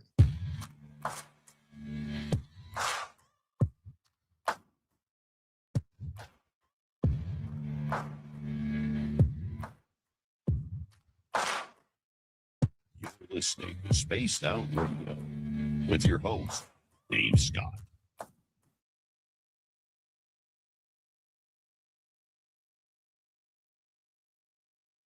All right, we are clear. That was like I looked at the clock and all of a sudden there's like under 3 minutes to go and I'm like, holy shit, this is moving. Hold on, Ronnie, I got you muted there. There you go. I said that's good. Usually that's good. When I'm doing shows, it's the fast ones that I like. That means that's good. It's engaging. When I'm looking at the clock and there's still 29 minutes left, and I'm like, whoa, man, it's going to be long.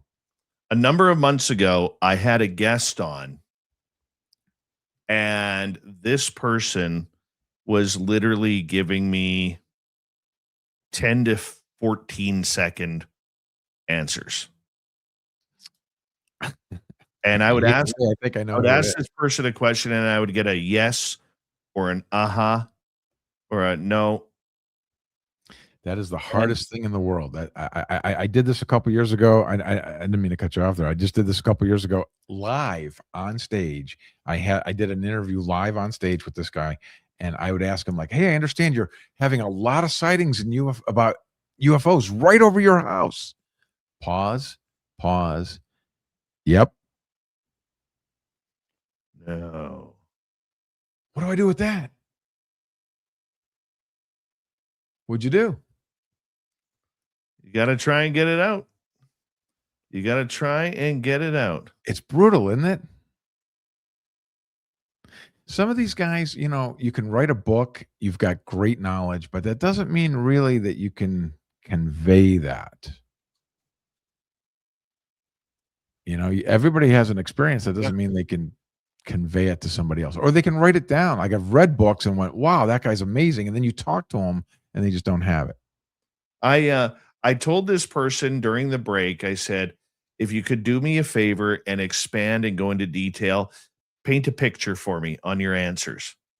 I got an email the next day saying that this person would never do my show again because I insulted them with trying to get answers out of them. I'm sorry, this is radio. What do you think people want to hear? Right? It's tough. It's a real tough thing. Right? You never know who's going to be a witness to something, and maybe that person's not a very good public speaker, and it's unfortunate because they're the ones that have seen this, but it is tough. Hey, you know what? It's the chance you take. I mean, the way I look at it, and like I've told my booking team, we can sit there and we can try and book all the names that everybody wants to hear. You're not going to get all those names because if we're hitting them up, yes, we got a little bit more pull because we're a little bit bigger than most of them. But the time that we're on the radio that we do this show, that affects whether or not people want to stay up or not. I said, but I want those hidden gems. Yeah, that's it, buddy. Yeah, I love that. And when you get real conversational, that's when it's engaging. I could sit and listen to you when you're getting engaged with somebody. That's what's interesting sometimes. Oh yeah. Even if you go off topic. When you can feel the experience, yeah, that makes it a good show, man. Yeah. I love it. And it takes you back to those old days I hear on the radio, man. We got about a minute and 10 seconds before we're going to launch up here. I appreciate you doing this tonight, Ron. Thank you. Brother, I appreciate you, man. That's very nice of you to have me on. Big thank you tonight to Pam, to Little Cam, Jeremy ×2, and Gary for the super chats. If you have questions for Captain Ron in this next half hour, please do me a favor and put them in capital letters. If you are in our YouTube chat on X or Facebook, we'd appreciate it. If you haven't followed us on any of those platforms, we'd appreciate it as well. Don't forget, if you're in our YouTube chat, give us a thumbs up. We try and get a minimum of 100 per night. It happens to help out our algorithms, and you're a big part of that. And don't forget to leave a comment after the show. You can download the show for free on Spotify, iHeartRadio, any major podcast network. We would appreciate that as well. Shop at our Spaced Out Radio store. We do not have ugly swag, people. No ugly swag. You can wear our stuff out in public and be very proud to wear it. Here we go.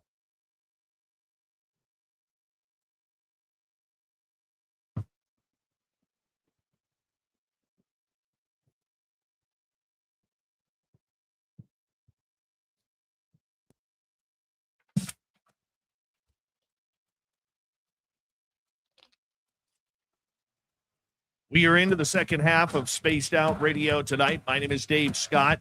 So glad you are joining us for the UFO talk with Captain Ron Janix, one of the owners of Contact in the Desert, the largest in North America when it comes to UFO conferences. And we want to make sure that you go and check it on out because the dates are coming quickly. May 28th to June 1st. You want to make sure you go to contactinthedesert.com to get your tickets. Captain Ron, thank you for being here. Thanks, man. I really appreciate you having me on. It's always fun, and it's coming up awfully quick, isn't it? Isn't it amazing? I mean, you probably have so much to do. Take us through a week, if you can, maybe even a day, of what a day is like trying to set up Contact. Well, right now, I mean, Bree and I start July 1, and her and I are on here. We're on Zoom together all day, just doing logistical nonsense. But right now, it's when we get super busy because we have to do the Tetris of scheduling 70 different people and making sure their flight comes in before they go on stage, and making sure they're not speaking on a panel while that's happening, and making sure they're not talking about the exact same thing the guy in the next room's talking about. So that's like a 3D Tetris game that we play, which is brutal. And then, 70 speakers have questions. So they reach out to Bree and I, hey, what about this? And can I bring this? And should I talk about that? And then following up, I need a headshot. I need a bio. I need all their material. So it's a lot of back and forth with all that, plus the hotel, plus the attendees, plus the podcasters, plus the filmmakers, plus the staff. And we have 150 volunteers that help us out, Dave, that we couldn't do the show without. So it's coordinating all of these things together. Thank God we have an incredible staff, or I don't even know how this would be a big mess, but luckily it goes off without a hitch. I got to cut you off right there. Give a shout out to your staff, man. Name them. I'll name them right now. We've got, Bree Matz is the producer of the show, and she's remarkable, and that's why this whole thing comes together. We've got Jamie doing social media. We've got Katie Page taking care of tickets and customer service, and Angela does all the vendors. And Bree's sister, Nicole, has been helping us out. And Stephanie does all the special events, the off-site stuff, the on-site stuff. There's tickets for each of those. We have Sarah Gorski, who does all of the website and updates that daily. Somebody's going to say, hey, that's the wrong headshot. That's the wrong bio. That's the wrong this. They all just do an amazing job. And Gordon and Christine, who own this with me, they do an amazing job of supporting us and giving us everything we need. And when we go down there and do our annual meeting with them, it's like the greatest week. It's just wonderful. I'm very, very lucky and very blessed. And that sounds like what makes Contact come together. It's the integrity and everything that we all share, the love for Contact in this. I mean, it really is. It's a very special thing that I'm so glad to be a part of. This has to be the most incredible full-time job, because that's what it is. It's a full-time job. It is. Me and Bree work full-time starting July 1st. We work double full-time starting April 1st. this last 2 months push is just unbelievable. How do you handle schedule changes? Like all of a sudden, say a week before somebody gets in a car accident, one of your speakers gets in a car accident or falls ill or something happens that they have to cancel. How do you We've had handle that happen, but shockingly, Dave, it's very, very small. We've had one or two max happen each year. Very small, and we're typically able to accommodate it. That's one of the good things about being so big. If we got 6 people on a panel, well, we could do that panel with 5. And that 1 hour will only have 6 speakers instead of 7 going. So it's really not that big a deal because we're so big. Thankfully, we're able to absorb anything like that. We can usually make a quick adjustment. So luckily, we're okay there.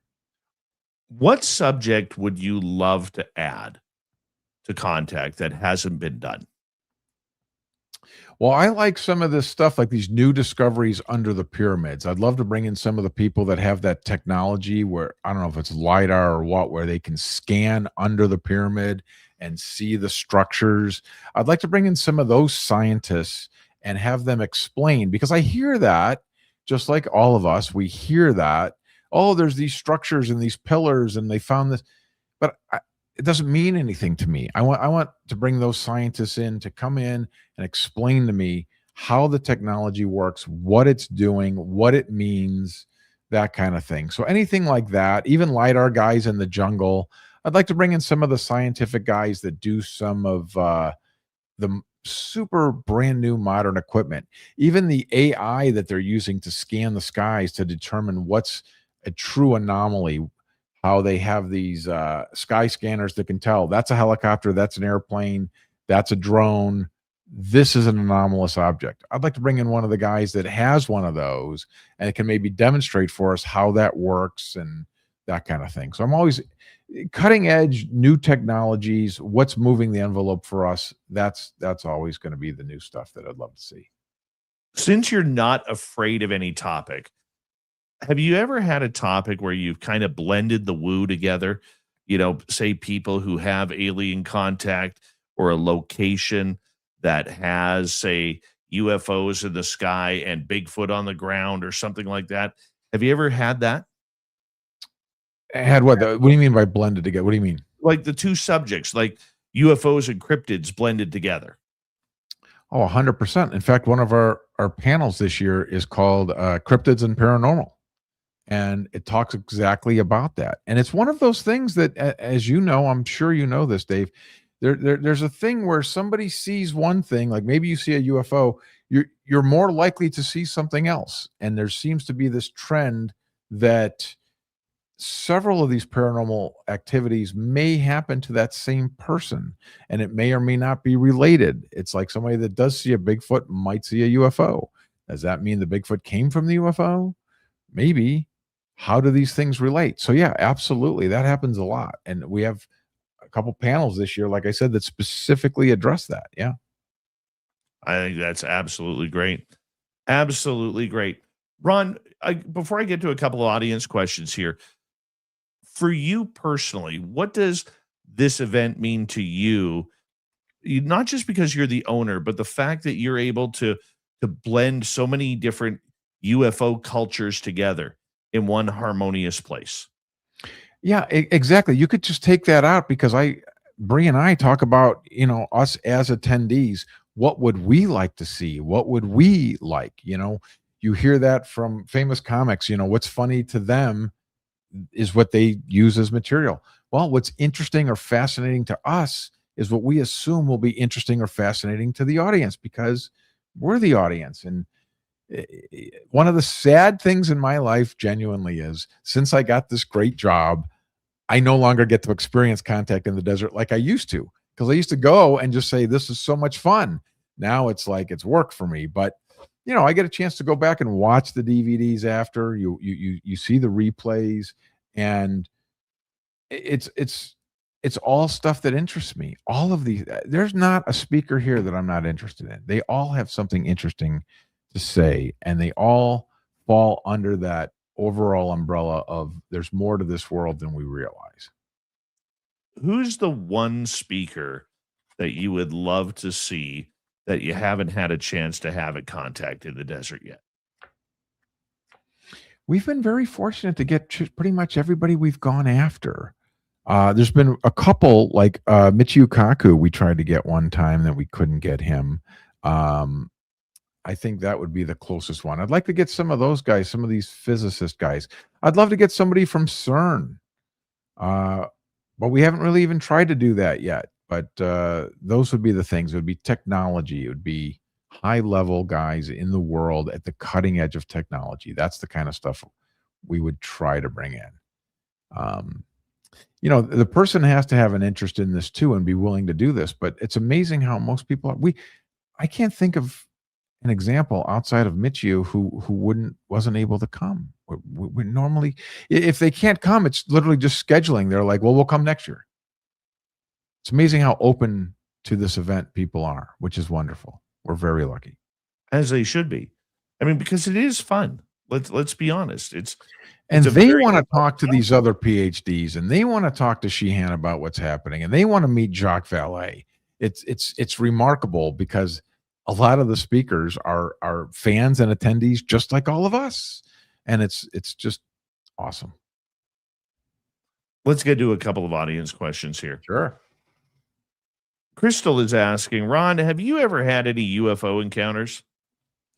My standard answer is no, I have not. But the truth is I did have one experience one time. Believe it or not, was with Dr. Stephen Greer. I was interviewing him, and I was out in Phoenix, and I was interviewing at this historic site where they had petroglyphs and stuff on the wall, and he pointed in the air like this, and I'm like, what? And I looked. I'll be damned. I saw what looked to me like a sun. It looked just like the sun, like a round UFO that like it looked like the sun with the corona around it, and it went right overhead, completely silent, just like where an airplane would. But I mean, it really just looked like a sun, like a mini sun. And he pointed at it and he goes, "They know we're here," or something like that. And I cannot explain what that was. So I don't know.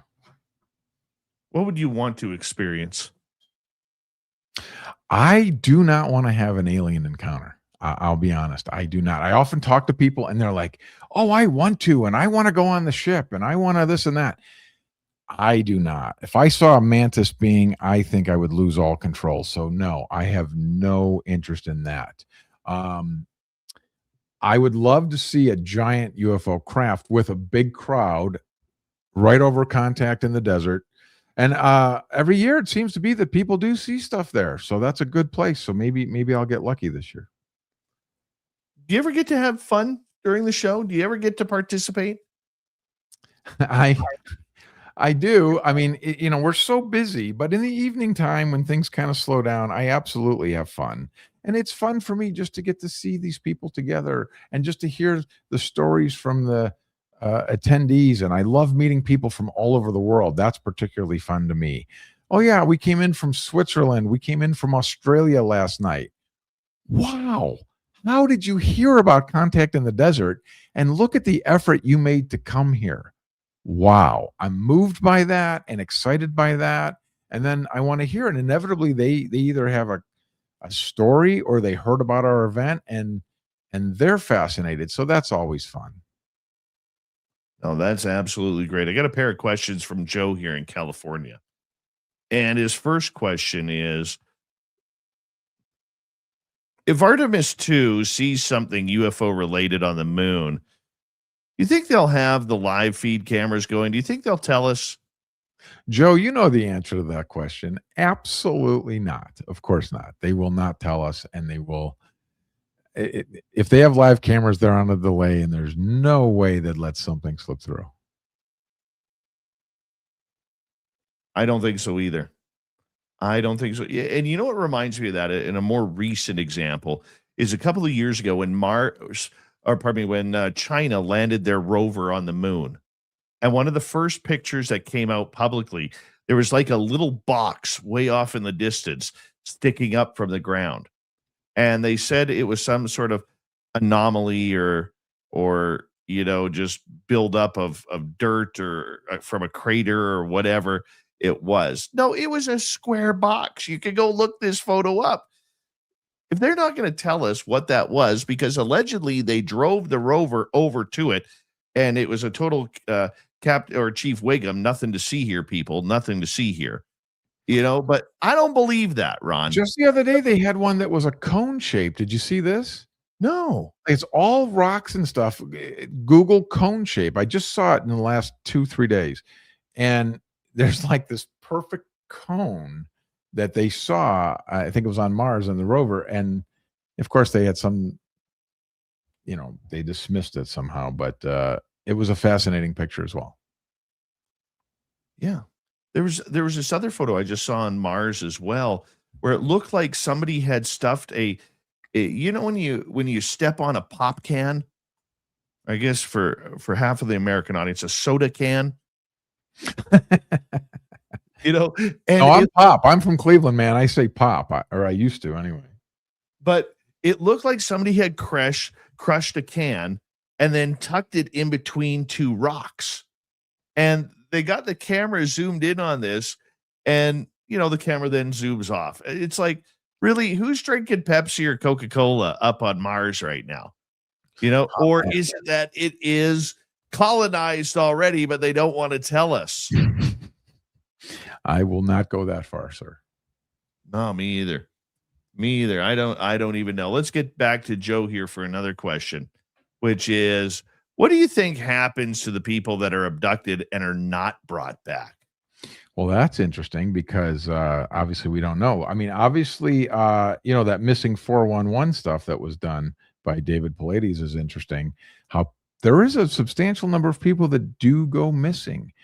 And why would it not be possible that at least a fraction of those people are indeed abducted? And maybe they forgot where they went, or they kept them, or I have no idea where to even guess on this one, Joe, but I certainly think it's possible. And then, wow, you get to live on a spaceship. Wow. Here's one of the big questions that I have. Ron, let's say you're an abductee, okay, or a contactee, and you find out through this whole disclosure movement that the government knew that you were a contactee. What would you do? Well, I think that actually happens, and I think that's extremely scary because, to me, in some respects, that's scarier than the fact of being an abductee to begin with, because now you've got our government watching you all the time. It'd be very hard to lie to them because obviously they're going to be able to track you and watch you and everything. I don't know. I would be scared out of my wits. I would probably seek out help groups that other people that have had these kind of experiences, because that would be terrifying. Just like when it first happened to Whitley, he said, I don't even know where to turn to. I think I would lawyer up. Yeah, well, good luck. I mean, that's pretty powerful people that. I get that. I get that. But you know what? They'll pay to settle. But I don't know. I've thought about that recently, like in the whole disclosure movement.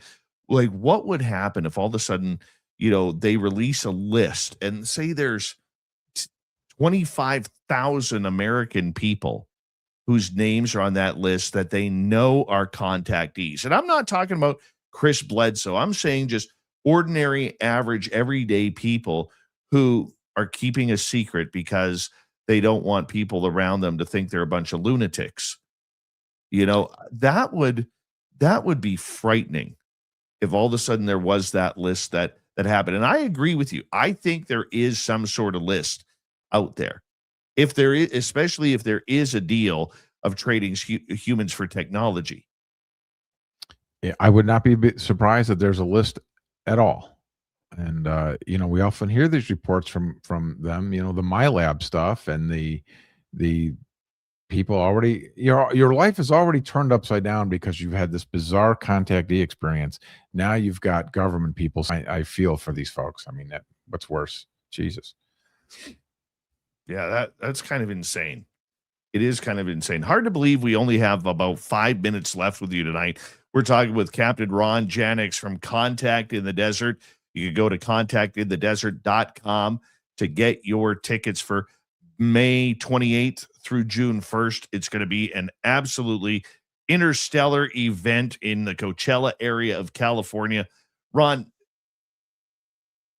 in regards to what is going to happen the rest of the year regarding UFOs, we got 8 months left. Where do you see this subject going? There's the big push for disclosure. There's the big push for a truth movement to end the truth embargo, as Steve Bassett likes to say. Where do you see things going in the next number of months? Well, Christopher Lee has come out and said that Trump's going to read out a disclosure statement in early July. I don't see that happening. I don't think we're going to get any movement on that. I think it's going to be pretty much what you saw in the last 12 months is going to happen in the next 12 months. That's my prediction. I do not see anything changing. I do like more people taking an interest in this, more people coming forward, and we often hear of different whistleblowers that are waiting in the wings. Again, we're debuting a brand new one at Contact in the Desert. I think there'll be others coming forward. And again, that's just pushing that rock up the hill another little bit. I think that part will keep moving forward. I think you're kind of moving the ball forward too. Do you think we're going to get more hearings this year? I do. I've never seen people in Congress talk about this so much between Luna and Eric Burleson and Burchett. I mean, they're going to call for a hearing. Why not? I absolutely think we will. If Captain Ron was choosing who would speak in the hearings, who would be your top three that you would want to see? Well, Daniel Sheehan, number one. I think, of course, George Knapp, who did talk in the hearings. I thought he was outstanding, and he's a perfect representative. And then the third one would be Lakatsky, which is the guy that George Knapp referenced during his testimony.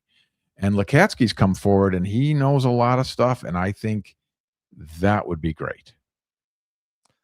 I would personally, if I had my list of three, I would want Steve Justice, formerly of the To the Stars Academy and former vice president of Lockheed Skunk Works, because you don't leave Skunk Works for the TTSA unless you've seen things and know things. I would love to see Chris Mellon there. He needs to go on the hot seat about this. Being a former secretary, assistant DIA, assistant secretary to the DIA, I think he needs to be there as well. And I also think my third, if I were to think, I think it's time for somebody like Jacques Vallée to get up there. Let's get some science behind this. I would love to see Jacques Vallée testify in Congress. That would be fantastic. He's got a lot of knowledge. He's been at this longer than anyone. That would be a good call. I would love to see Jacques Vallée do that. I mean, let's start a thing and push for it because I'd love to see it happen. But I think what has to happen first, though, is these congressional hearings need to have the power to subpoena people. Because right now they're taking people on merit. They're not taking people. Because I know they've tried to call Chris Mellon up a couple of times, and the last time he's like, yeah, no, I'm going on vacation. Yeah, they need subpoena, but we need to get that UAP Act in its original form back through Congress, get that thing passed, which could happen. And if that happens, according to the people that I've talked to, that's going to give them a lot more teeth and ability to do things. So let's hope that happens, because that might actually move the needle a little bit forward. Not to full disclosure, but it will move things a little bit forward, and we might get a little bit of knowledge. What do you think? Final question for you. What do you think is going to be the reaction from the public after the Disclosure Day movement or Disclosure Day movie comes out? 10 days after Contact in the Desert. I cannot wait for this, obviously. How great did that sync up? Let's hope it's great. Look what Close Encounters of the Third Kind did and what it was. And look at it through today's lens, 50 years later. Boy, does that follow right along the UFO abductee, contactee experiencer. It's right out of the folklore. So I think it was very true and it rang true. So let's hope that this film also rings true. I'm betting that it does because that's the way Spielberg is about this subject. Captain Ron Janix from Contact in the Desert. We appreciate you being here. Coming up next in hour 3, Swamp Dweller, then the UFO report with Grant. You're listening to Spaced Out Radio with your host, Dave Scott.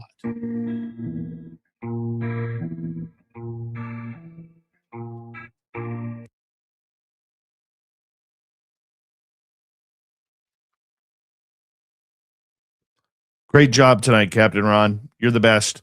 Hey, buddy, I really appreciate it. Thanks for having me on. I appreciate all the support, man. Thanks to Dan for setting this up too. Okay, I'll tell him. Take care of yourself, buddy. Take care. Bye-bye. Captain Ron Janix. There's Grant Tavius right there, looking all styling and profiling like a modern day Ric Flair from the redneckville of Klamath Falls, Oregon. I'm going to put you in the green room. I'm going to take a little break here, buddy. I'll be right back. All right. I'll get you guys to take a look at that.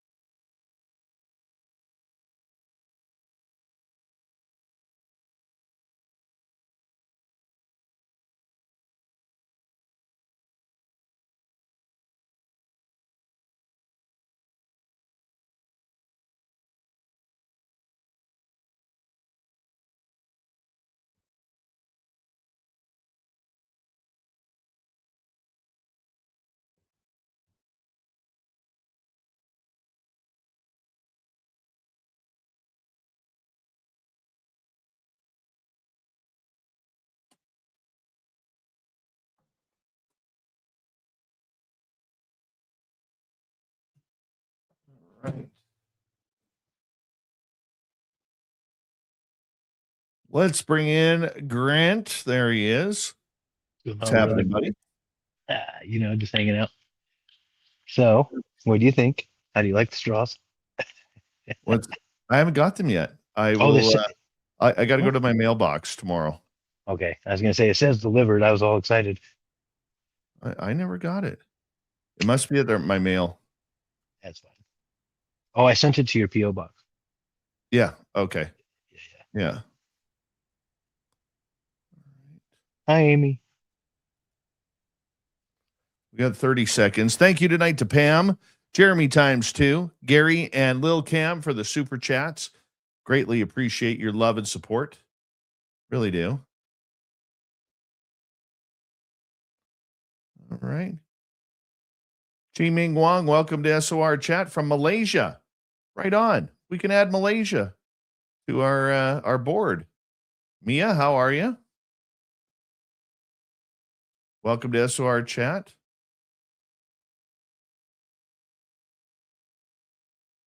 Here we go.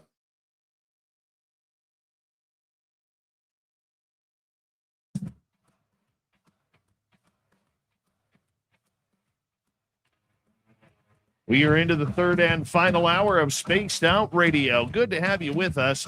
My name is Dave Scott. We got Swamp Dweller and Grant with the UFO report coming on up here momentarily. But first, we want to say hello to all of you listening in on our terrestrial affiliates around North America, digitally on every major podcast network.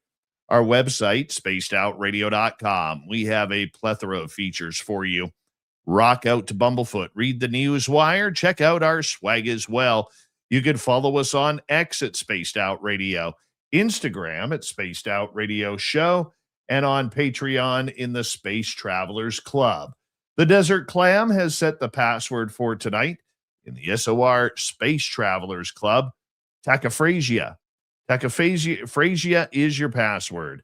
Use it wisely, Space Travelers, as the Clam sets the password each and every night right here on Spaced Out Radio. Let's head to the swamp. Hello and welcome to Spaced Out Radio's Swamp. I'm Swamp Dweller, and tonight I'm going to take you on a mystic journey of the unknown, sharing tales of monsters, legends, and nightmares. Welcome to the Spaced Out Radio Swamp. I never thought I would be doing this, but this started 2 hours ago. I was at my aunt's birthday party, and their house was pretty haunted when they first moved into it. I knew there was always something there watching me, but now I know why I have that feeling.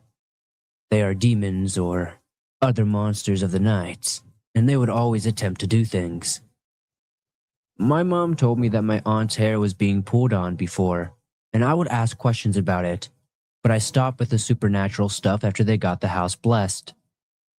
I recently got back into that stuff though, like skinwalkers and the like. I've had some experiences with them. So, back to the actual story.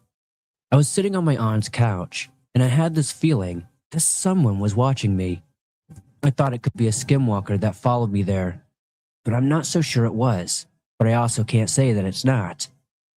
I thought it might be my cousin who was always trying to scare me. But when I turned around, I saw something I can't really explain. I saw this black thing walk by and duck down under the back of the couch. I looked back there, and there's no one there. So I looked up and see my uncle who is down the hallway that is looking behind the couch. He's looking at me with eyes of fear. He is my aunt's husband who saw it. We look at each other, and I get the feeling of dread. I know that we both saw it. So I get up and walk out to the kitchen to see where my sister is. I was told she was in the basement. I went down there and told her that I am going to leave because I saw something, and I'm not going to stay anymore. She says, not the place and time. So I go to my dad who is in the kitchen and tell him I am leaving. He says okay, so I go to my mom, but then I look at my uncle one last time, and he still has that same face. So I tell my mom I am leaving. My gram lives across the street from my aunt's house, so I go there with the feeling of dread and someone watching me. As I'm walking across the street, I swear I hear footsteps behind me, but every time I look, I don't see anything. The moment that I get out the door, though, it stops. So fast forward, and I'm in the car with my mom and sister, and we are talking about it. My mom says that maybe there was a ghost attached to you. So, I start rolling my eyes laughing, thinking that maybe, but I don't think it's so, simple. I'm in the shower, and I hear an old man voice say, "Help me." And I look to see if anyone is out there. There's no one in my bathroom. I hear these weird noises coming from outside, though. And as I look outside, I swear I see a deer staring at me from the edge of the woodline that's near my house. I don't know. All of this is just so random. It kind of sounds like a ghost encounter. At the same time, I can't explain all the other weird things. Do you guys think this is a skinwalker messing with me? Have you guys ever heard of skinwalkers doing these kind of things? I'd love to know in the comments if you have any idea. Thank you, Swampy, for another creepy story. If you want more just like that, head on over to YouTube, hit subscribe, ring that bell. Thousands of stories for you to listen to each and every day and night. And if you're like me and you like to go to sleep to those type of stories, well, you might have a couple of nightmares every now and again. But that's just me. Let's get to Grant. Staring at the stars tonight. Still no shining in the sky. Grant's got the stories breaking through. What's hidden now comes into view. From distant lights to secret clouds, mystery threats for miles and miles. Latest news, truth revealed. Every signal slowly peeled. So tune in close, don't miss the facts. UFO facts, we've got your backs. Space Down Radio becomes a song. All right, Grant Baker, a.k.a. Grantavius Max, a.k.a. UFO Max, a.k.a. the stellar voice of our UFO report. How you doing, my friend? Oh, dude, I'm so happy to be here tonight. Thank you so much. We How got you a doing? lot to talk about tonight. We're going to just jump right in it. We're going to start off with the still missing Major General Neil McCaslin, because it was released earlier today, the audio, the 911 audio from his wife. And this is a little bit weird because she seems concerned, but it almost sounds like it's not out of the ordinary. Not only not out of the ordinary, but even with the 911 audio that we got to listen to, it was very nonchalant, fact-based. Uh, she knows her husband, knew what to look for, and once we go through it, as I'm thinking that you're going to play it for us, there's a few key points I want to point out as soon as we're done listening to this. All right. We want to say thank you to Law and Crime Sidebar with Jesse Weber for the audio here. This is April. How may I help you? Hi, April. My name is Susan Wilkerson. My husband is missing. Okay. And it's been about 3 hours, and I have some indication that he must have planned not to be found. He's left his phone. He changed his clothes into I don't know what. I think he's on foot. All of our cars and bicycles are in the garage. I left for a doctor's appointment at about 11:10, and he was here at that time at the house. And I got back from that at noon, and he was gone. He turned it off and left it behind, which seems kind of deliberate because he's always got his phone. He has a smartwatch. I don't know if that's with him or not. Has he ever done this before? Never. Nothing even remotely like it. He's a retired Air Force Major General. He's very responsible, but he's also facing some medical issues. Do you have any video at your home? No. Has he been diagnosed with any mental disorders or anything like that? Well, we've been seeing a doc for both physical and mental in terms of anxiety, short-term memory loss, lack of sleep. The same doc I went to see today. Does he carry any weapons on him? Well, not generally. I he does have a gun safe, and I went to look in the gun safe to see if anything was missing, but I couldn't tell if anything was. He has quite a number of pistols and rifles, other than saying if his brain and body keep deteriorating, he didn't want to live like that. But it seemed to me that was just a, man, I hate how this is going kind of thing, because I told him, yes, you do. Yes, you do. Okay. We're going to send some deputies up to talk to you, see if you can search a little bit and see what's going on, okay? Sure. Thank you very much. You're welcome, ma'am. What's your thoughts on that, Grant? A few things. Just as you pointed out before we listened to that, excuse me, the nonchalant part of this is almost expected. Not like we expected of her, but this is something that she expected. It was, my husband's missing. It's been about 3 hours, and she was just kind of nonchalant about it. She already looked in the gun safe, looked at the phone. It was off. Noted that he changed his clothes, because if you read further into the report, he was wearing a different outfit. When she came home, there are little tidbits of information running around right now where those clothes she had found back in his closet, and that he had changed out of them. That's why she said he changed his clothes. And this was very deliberate, and she knows her husband. So this is something that he cognitively did on his own, in her mind. And the fact, if you look at the narrative that we're listening to, it is cut up a little bit, as people would expect. And you can tell there's a little bit of glitch here and there where they have taken certain things out, i.e. personal information, address, even though we all know the address now. But yes, this is very, very interesting phone call. The matter of fact, business-like attitude that she had about this kind of speaks volumes on what he may be doing. Yeah, that's one of the things that I noticed with that too, is how calm her demeanor was. You know, I mean, she is either one of the strongest women out there, or she is like, oh my God, like just holding it together to stay very calm at that time. Either way, she did I thought, a great job. But I mean, just how she was able to describe things like the clothing change, and describe the detail about how his phone was not with him. It was almost like he wanted to leave. It's very, very intriguing and telling. And there's still not many clues that they have at least released publicly in New Mexico about this. When he went missing, we're talking about Major General Neil McCasland here, who went missing on February 27th.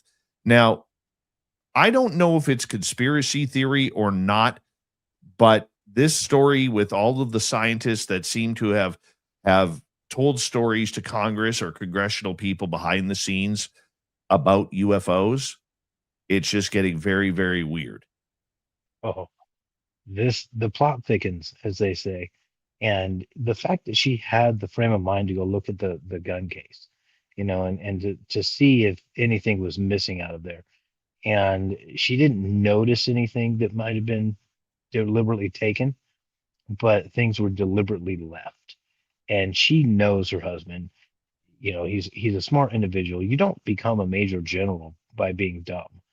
This guy is to a T. He does things by the second, has everything planned out in his life. I mean, it's just ingrained in who he is now. And with his background, I'm sure she knows that there must have been between, me and my wife, if something was to happen, that we have a plan. We have a bug out plan, is what we call it. We have a bug out box. We have each, child and individual in the house has their bags fully loaded, ready to go. If something was to happen, we know what to do. And I guarantee you that they've had this conversation before. He might have not gone as far in depth where he would tell, hey, if this happens, it's for a reason. And that's probably the reason why she's acting as nonchalant as she is. It wasn't expected. It might have been a surprise to her, which is why she's calling the authorities. But at the same time, what do you do? It didn't sound like she was very surprised this was going to happen. From the missing general to a former congressperson who is talking a lot of big news right now. Matt Gaetz was on the Benny Johnson podcast, and he made some very, very intriguing comments about alien hybridization program. I think the most important information will be the biologics that are not human that have been discovered. And like even some of the briefings that aren't classified just need to be out in the public. I mean, I had someone come and brief me who was in a military uniform, worked for the United States Army, that was briefing me on the locations of hybrid breeding programs where captured aliens were breeding with humans to create some hybrid race that could engage in intergalactic communication. An actual uniformed member of the United States Army briefed me on that. That's scary. There's a lot to take away when you listen to this, and he said it twice. And the second time he said it was a little bit more deliberate, gave a little bit more information. We're hearing the more energetic version of it right now. Within the same exact program, he had said this twice. He reiterated it. The biggest takeaway that you will find here is when not the military man that's kind of disclosing this to him, is the captured, I want people to understand, aliens are being forced into a hybrid program with, genetically modifying our DNA with their DNA by natural means, and trying to become more integrated into the psychic version. You know how everybody says, "Oh, I've met an alien. They didn't speak with their mouth. They spoke through their minds and in my mind, and I got lost in their eyes." So we're hearing this now where the sad thing about it is these are captured aliens, captured ETs. This is where you go back to David Grush when the representatives were just hounding him with question after question. And he's like, yes, we have biologics. It's the same frame that it just gives more credence to what he was saying back then when he was on the panel. So, I mean, there's a little bit of spookiness here, quite a bit. And I don't know where to take it. If it's true, we got a lot of explaining to do. I found the whole captured aliens quite interesting. How would they even think, well, let's bring in a bunch of humans and see if we could crossbreed them with aliens? Like, how did that even come about? It opens up, if true, it opens up so many different questions. Okay. Who set up the hybridization program?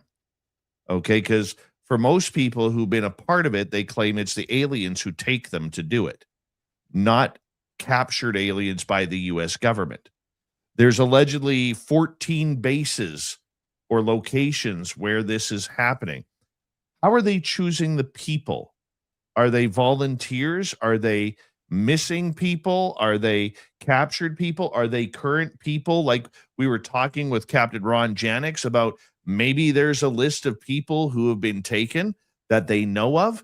There is all these questions now that open up to this, Grant. Not only that, when he actually went on to say the people that they were taking into this program, Homo sapiens, us as human beings, were taken from war zones, migrant caravans, and being bred by the military with these aliens. And so it's almost like, okay, well, let's take human, and I hate to say it this way, but human fodder, people that they don't care about, and try it on them like guinea pigs. Once they figure out how to do it genetically, then okay, now let's take, our top best and what we find works with them and then breed it. It's just like cloning of sheep when we heard it back when I was in high school. Oh, we got a sheep or whatever it is that we cloned and whatnot. And it's kind of a sick story. And I was talking to my son about this tonight, actually. I was like, what if you were ET and being like, man, you go down there, they're gonna take down our ships, they're gonna capture you, and who knows what they're gonna do with you. And then of course we start finding out this, and you're like, gosh, like that's bad. This gets real bad real quick. Well, it also is very illegal if they're kidnapping people from different countries, especially third world countries, Yeah. to do this, where, there isn't a big record of citizenship in some of these countries. So are they going to countries where this is happening? Are they Oh, set up over there, or are they bringing those, whether it's children or whether it's people? I mean, that is highly illegal. well, it's not only highly illegal, but I mean, you have all the missing people. I'll just say people. I'm not going to discriminate on who, what type, what gender, age, anything like that. But then you also think about, you go back to the missing 411. Where are they going? This has been happening probably for years for them to get to this point. So it kind of makes you wonder, A, how long has it been happening? B, I don't think that they're actually designating war zones and caravans for certain, women, men, children, whatever it is that they're taking. I think they're doing it globally. Oh, look, this guy's 10, 15, 20 miles away from civilization out in the middle of the woods. That's a perfect suspect. Bang, go down, pick him up, take him away. No one's going to see him. Like, it could happen anywhere. War zone, hectic. Things are crazy anyway when you're in that type of area. Kid gets lost from mom, hey mom, or whatever. Or a wife gets lost from the husband, and they're like, hey, follow us. We'll take you to safety, and away they go. I mean, it's super illegal, super illegal.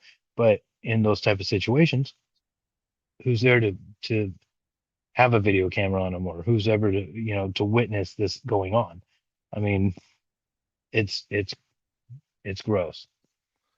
It really is. And if this is true, or even a portion of it is true, this is something that if the American public got upset with, this could collapse a government. Yes, there's much more to be said about that, which I'm sure we will get to with certain senators. And yeah, not only could it collapse the government, more or less, it's going to make a lot of people angry. And there's going to be a whole lot of questioning going on, and there's going to be a lot of demanding of the truth. And with all rights, I mean, that should happen. This shouldn't happen to people's rights, individual rights.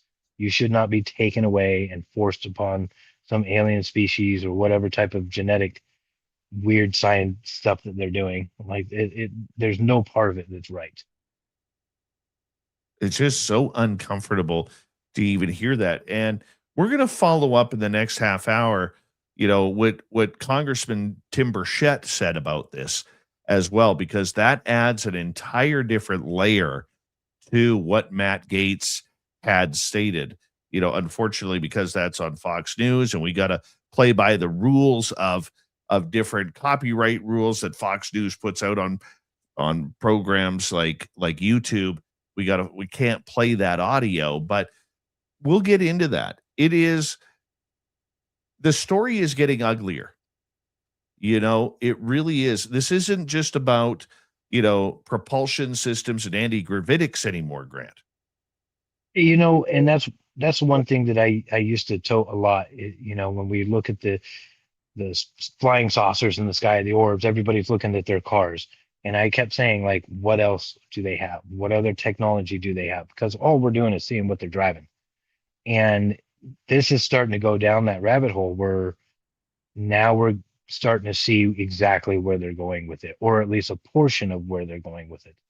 And it's disturbing. It really is. And when we start talking about what Burchett says, it gets even more disturbing very quickly. Grant Baker, UFO Max on the UFO Report.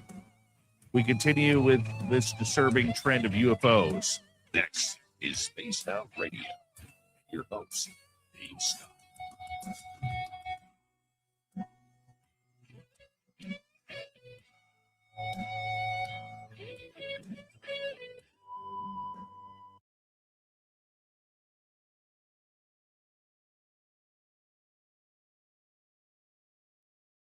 All right, we're clear.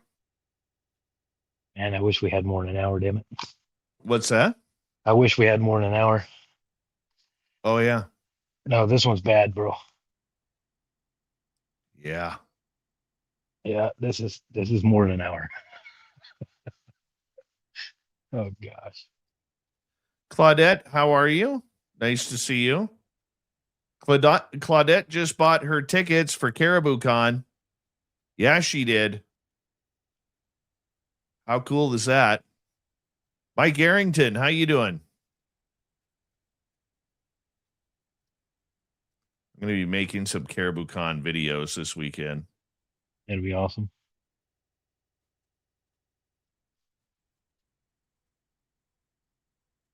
Oh, now Amy Allo, you got me interested.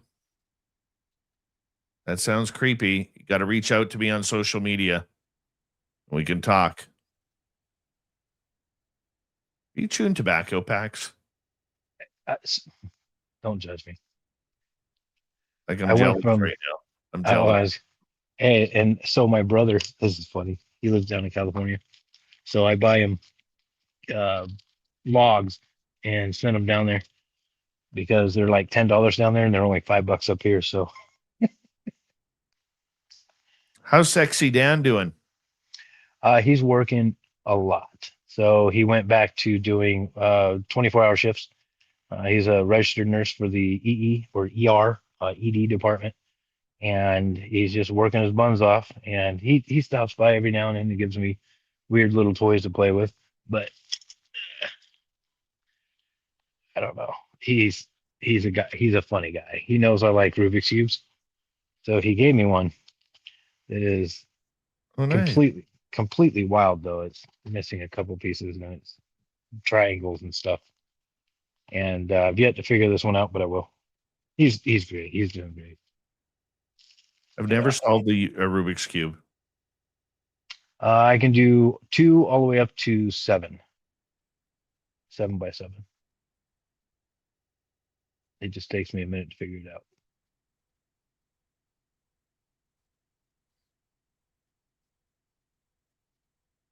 How many likes do we have? Did I like? I did like. Okay, good. 125. Good job, guys. Keep going. Let's get to 151. If you haven't liked yet, smash it.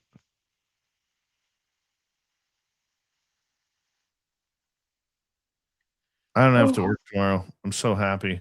Oh, me neither, believe it or not. I get to sleep in. Oh, I don't. I'm gonna All my sleep kids are going to be in. here. I'm so looking forward to it.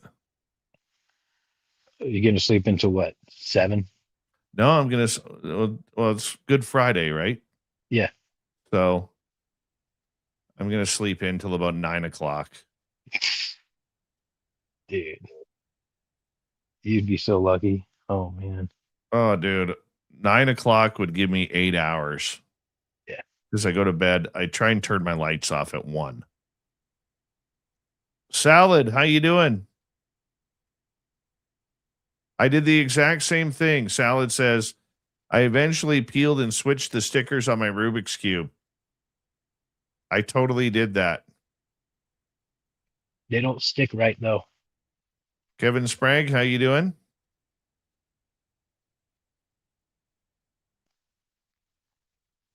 Yeah, I learned on a 3x3, and so I own A1 carpet cleaning, and every time I go into a house and I'm cleaning carpets, it's happened about 10 times in my life. I'll see a Rubik's Cube sitting on whatever room I'm in, and I'll stop real quick, solve it, and put it down and just leave it there for them to find. No one's ever said anything to me about it either. I think when they come home, they're like, who the hell did this? But they have no idea. I just think it's funny. I once popped the cap off the middle of a Rubik's Cube so that way I could put it back together. Yeah. Yeah. I've seen people do that. I like puzzles though. Like I don't know if you can see it here, but right here I have a wooden puzzle. Oh. It's like a ball here.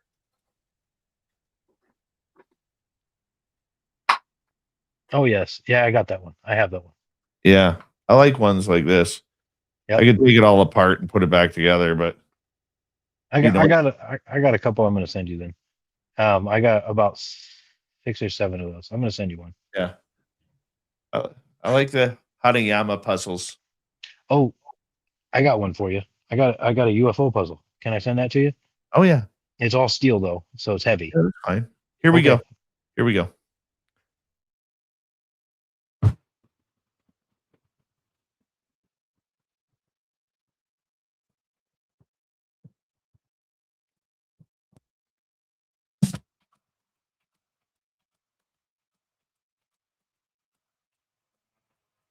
All right, the final half hour of Spaced Out Radio. We continue with the UFO report with Grant Baker, and we are going to get into Congressman Tim Burchett responding on Fox News about what Matt Gaetz, former congressperson, said about the alien hybridization program, where captured aliens are at an American base and they are reproducing with humans. And these humans may have been kidnapped from other third world countries. It sounds wild, buddy. This is the stuff that people did not listen to us for just a few years ago. This is the big time tinfoil hat woo here, Grant.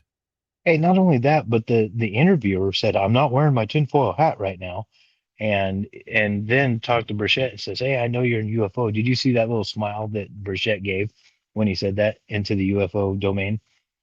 And the good thing is we can read what he said. Well, when he was asked on Gates' hybrid breeding claims, and this is a quote coming from Burchett, he says, "Well, I'm still a member of Congress, so I can't really comment too much on what Matt said. But I will say this." And of course, the host followed up with like, "Are you serious?" And he's like, "No, I'm 100% serious." And and he goes on to speak on it, and he actually gets kind of upset, and he's quote unquote sick of it, and he starts in. I don't know if you want to start talking about the briefings now, but he says, "I've been briefed by just about every alphabet agency there is." And this is when he kind of breaks down. He says, I'll just tell you this. If they would release the things that I've seen, you would stay up." And then he stopped and said, "You'd be up at night worrying about or thinking about this stuff. We just need to disclose it all. I'm sick of it." He Even also when, goes, he also goes on to say, this was on Newsmax, not Fox News. I apologize. He goes on to say what he saw that he's been briefed on about aliens and UAPs, it would have set the earth on fire. This well, country would have come unglued. yep. And then he goes on. Mario Newfall reported on this on X, saying Burchett, who had been briefed by nearly every intelligence agency, told viewers he is not suicidal and demanded full disclosure. And as you said, saying he's sick of this secrecy. So he actually was briefed, and he made a mistake. He said last week on the issue, and then he said, "Excuse me," it was 2 weeks ago. And he said it would have set the earth on, but then he stopped right before he said fire. He said this country would have come unglued. And then he went on and says, "I think if they would have heard all that I've heard, they would demand answers." And there's, of course, alternative phrasings. If the public knew what alphabet agencies were telling Congress about UFOs, the country would have come unglued and the world would have been set on fire. And I believe that wholeheartedly. I believe it's a program, just like we were speaking on before, that is so bad that it got to him. You could totally tell it got to him, and he's so upset about it that the world needs to know. Well, one of the other things, too, is a follow up from General Mike Flynn on X said, "I believe at Tim Burchett. He is not a man to mince words or to short sell the normal political BS, but be aware of a false flag alien operation by rogue elements inside the U.S. government." Yeah, it's hard to take that.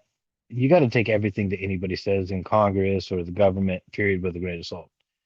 When you look at how steadfast his facial expressions were when he talked about this, I would love to have one of those facial recognition guys, the guys that can see if someone's what they're thinking and their eyebrow raise, or they look up or look down when they're saying something, and get their diagnosis on it as well, because there's just so many misleading things and cover-ups, and now we have unalive people, and he goes on to speak about these things. He seems genuine, and you just got to take it with a grain of salt, take away what you want out of it. In my world, I'm looking at him going, okay, I hear this. I heard Babbitt in Australia say something on April Fool's Day, which was way too coincidental for me, but we'll get to that later. And it's really difficult when we know things are happening, we see them, the government is taking steps in directions for maybe a lowercase d disclosure, but it's getting dark, and it's going to be very interesting next few months, I think. Moving on. Anna Paulina Luna, the congresswoman, sent a letter to Pete Hesketh, the Secretary of War. And she put it out on March 31st. And this letter is pretty powerful. She goes, the Committee on Oversight and Government Reforms Task Force on the Declassification of Federal Secrets is continuing its investigation into unidentified aerial phenomena. The continued lack of transparency surrounded these anomalies and the potential national security threat they pose is troubling. On September 9th, 2025, the task force held a hearing focused on these concerns. Whistleblowers informed the task force that that Arrow possesses additional video records of potential UAP sightings. To continue its investigation, the task force requests certain video files related to UAP sightings. The lack of disclosure regarding these very real threats posed by the UAPs in and around the U.S. restricted airspace is concerning. The task force has found responses from Arrow when questioned about UAP sightings and provided data less than adequate. The presence of UAP in and around the sensitive airspaces of U.S. military installations poses a threat to the security of the armed forces and their readiness. To assist the task force in its investigation of UAP, we have requested the following videos delivered as soon as possible. There's like 40 of them. I'm going to read some of these off. For UAP formation in Iran, August 26, 2022. Syrian UAP instant acceleration, 2021. UAP USO formation, Wiley 2X zinc. I'm not sure what that means. Cigar-shaped or flat-shaped spherical UAP, October 15th, 2022. This list goes on for another page, 2 pages, and it is absolutely astounding that she allowed this letter to go public. She then states, the Committee on Oversight and Government Reform is the principal oversight committee of the U.S. House of Representatives. It has a broad authority to investigate any matter at any time under House Rule X. To arrange for delivery of documents or to ask any related follow-up questions, please contact the Committee on Oversight and Government Reform Majority Staff at 202-225-5074. Thank you for your attention to this important matter. Anna Paulina Luna, Chairwoman, Task Force of the Declassification of Federal Secrets. Now she CC'd the Honorable Jasmine Crockett, Ranking Member, Task Force on the Declassification of Federal Secrets. Your thoughts, Grant? I love her. She is so bold and amazing. And it's framed as continuing the task force UAP probe, including prior September 25 hearing and transparency whistleblowers. I mean, it's aligned precisely with Burchett's emphasis on releasing information. I mean, just like he was saying, it's peeling back the layers of secrecy like an onion when he talked about bringing this up to Trump. and demanding answers on UAPs and extraterrestrial matters. And the fact that she's letting it out there, these people want this out in the open. These people, this is something that everybody globally needs to understand, that this is not something that is happening just in the United States, just in Canada. This is happening globally, and we all need, as the people of this earth, need to know about. And to put it out there is absolutely awesome. I love her for it.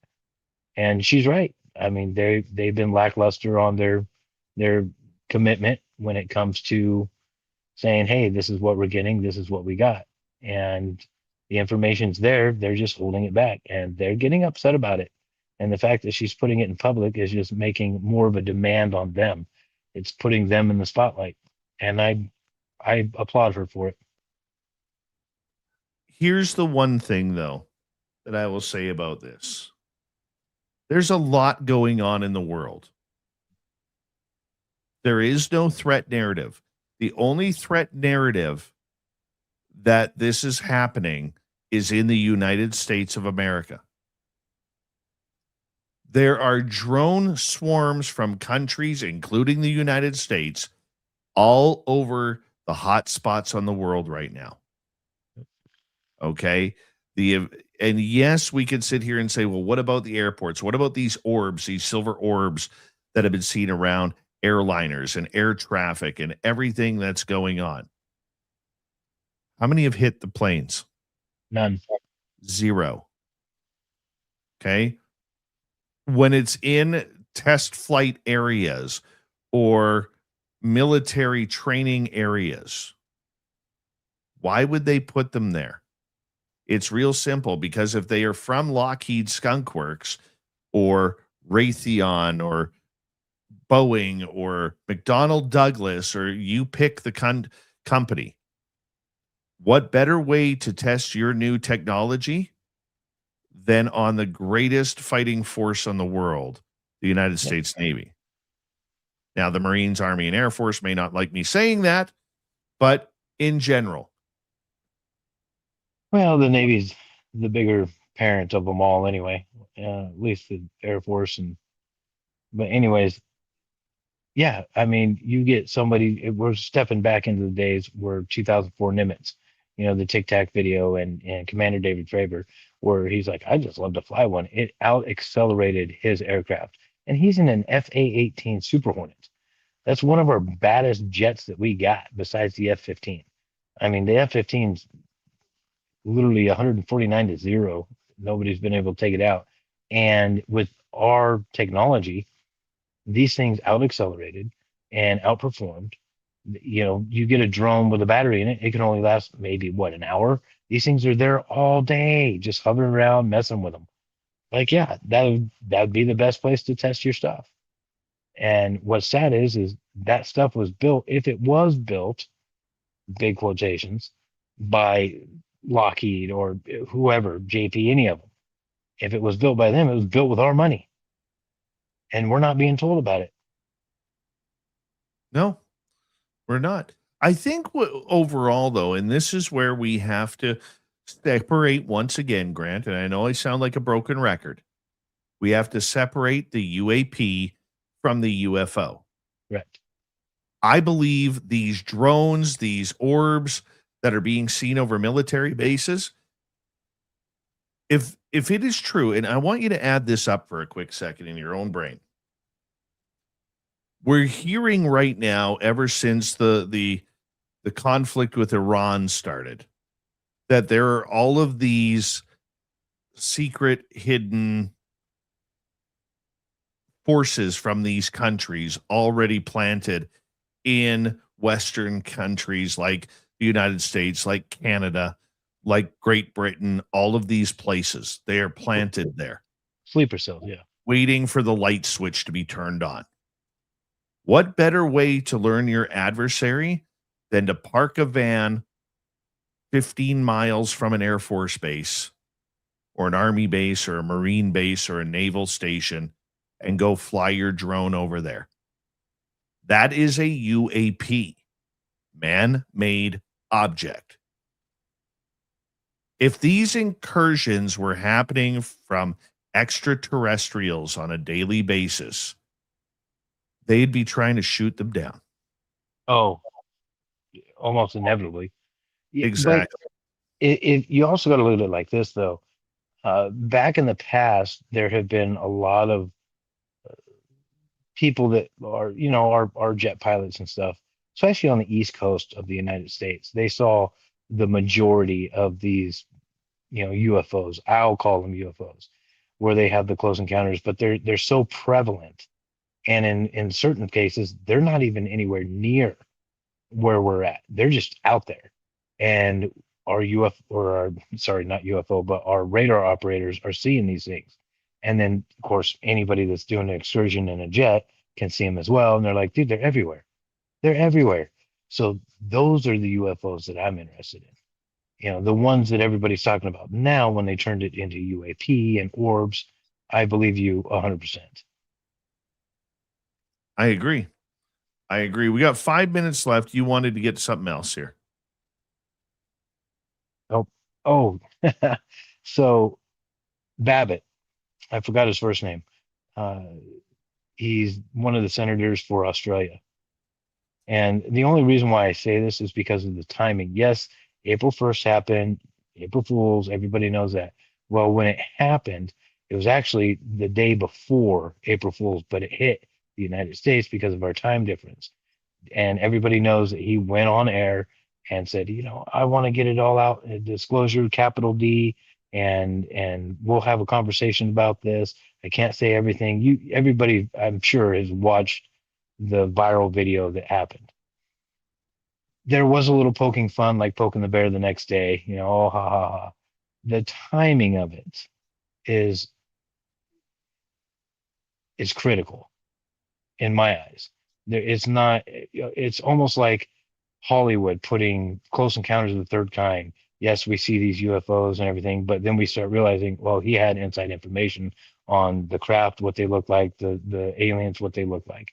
In this particular case, it's almost like putting it out there, but making fun of it, which over history has happened time and time again. Well, let's hear from it here. Let's hear this. I think we got some time here. Ladies and gentlemen, breaking news. It's true. There are aliens living amongst us. There are aliens in Area 51. There are even alien human hybrids. I have been briefed this morning in a top secret intelligence briefing that exposes all. Unfortunately, I am forbidden from speaking about it under pain of death. But know this, I will fight for accountability and I will fight for transparency. There is more to come. Stay tuned. Follow for more. All right. So there he is making a little bit of fun of the subject. The funny part about it is how he touched on everything that we just talked about. And right as Burchett was talking about it as well. Yes. Almost identical in timeline. So that's where my hairs on the back of my neck raised, because yes, it might have been made to poke fun of, oh, follow for more. Okay, yeah, we're going to follow you for more. But then nothing comes out as usual. And then everybody just writes it off as being April Fools. Well, that would be the best time to do it. We're going to tell the truth real quick. Aliens are real. They're having genetic modified programs between aliens and humans. And it's like, let's make it an April Fool's joke, but let's tell the truth. Why not? So real quick, I ran this through AI just to see what AI would think. And I ran it through about 3 different ones, showed them the video and asked them one simple question. It was on April Fool's. What do you think about what he said? Oh yeah, it was just, having fun. Da, da, da, da. I said, it was April Fool's. The next question was, on April Fool's Day, he said this. At the exact same time, Burchett was saying the same thing.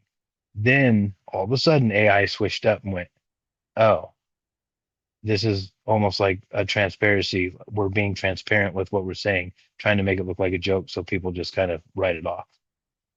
They all did that, every one of them. And I did not encourage it to do that. I just said it just happened to align with the same time frame as Tim Burchett. And then they got the clue, I guess, and was like, oh, wait a minute, you're right. And they all, I don't know if it's a joke or not. I don't know.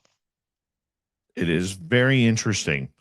to see what it's all about, because there are people out there who are still very much in denial that this is a subject worth looking into. Right.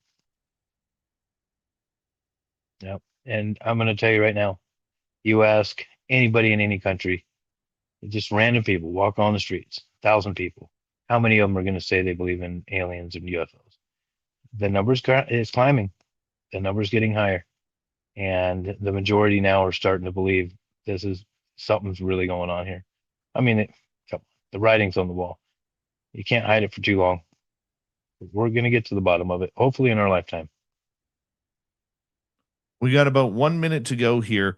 And it just, getting back to that, it just shows that the stigma is still real among people who have been elected or are in some sort of scientific role, like Neil deGrasse Tyson. It would be the perfect example on that continue to downplay this subject without truly looking into it.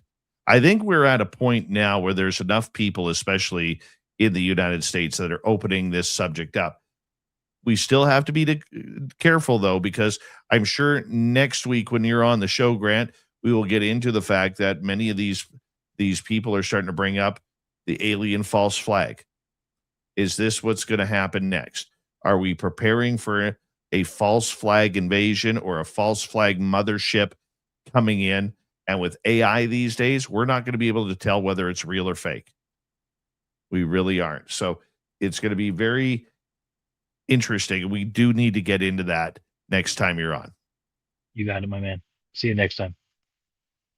Well, it's been a great show tonight. We talked a lot about Contact in the Desert with Captain Ron Janix, finishing strong with Swamp Dweller and Grant Baker in the UFO report. I want to know what you guys think. You can always get a hold of me on social media, on YouTube, X. Let me know what you feel as we say hello to Mr. Ron Bumblefoot Thal. Rocking in the background with Little Brother is Watching.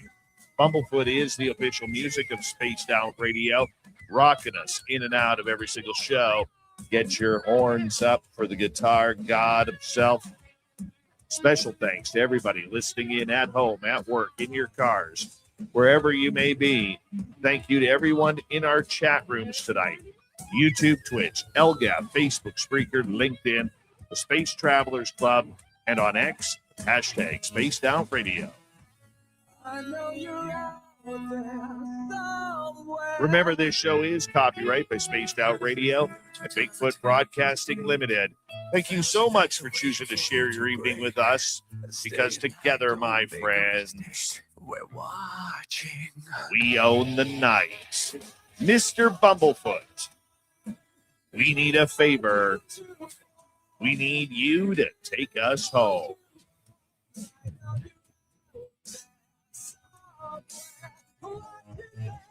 Yes, the Woo Train has docked for the night, but soon, my friends, we shall ride again.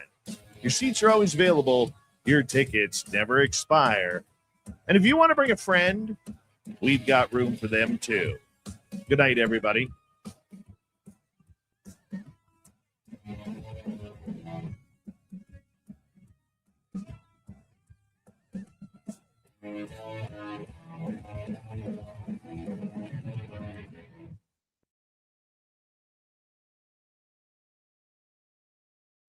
Good job tonight, Grant.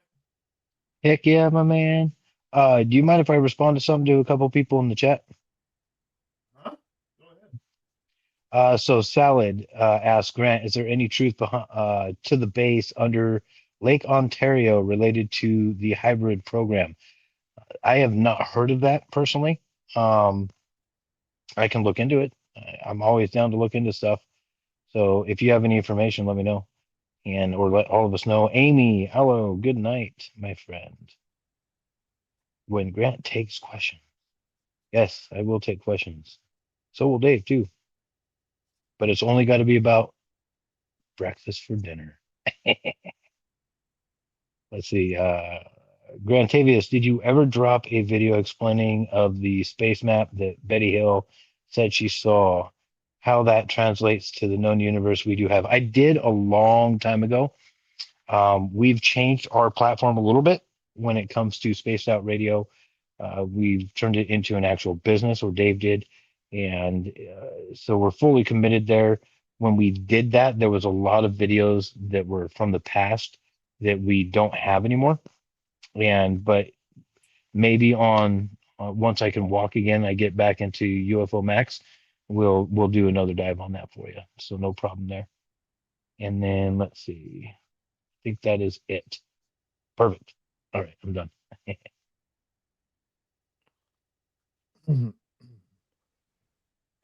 Excuse me, guys. Emperor Penguin, how you doing?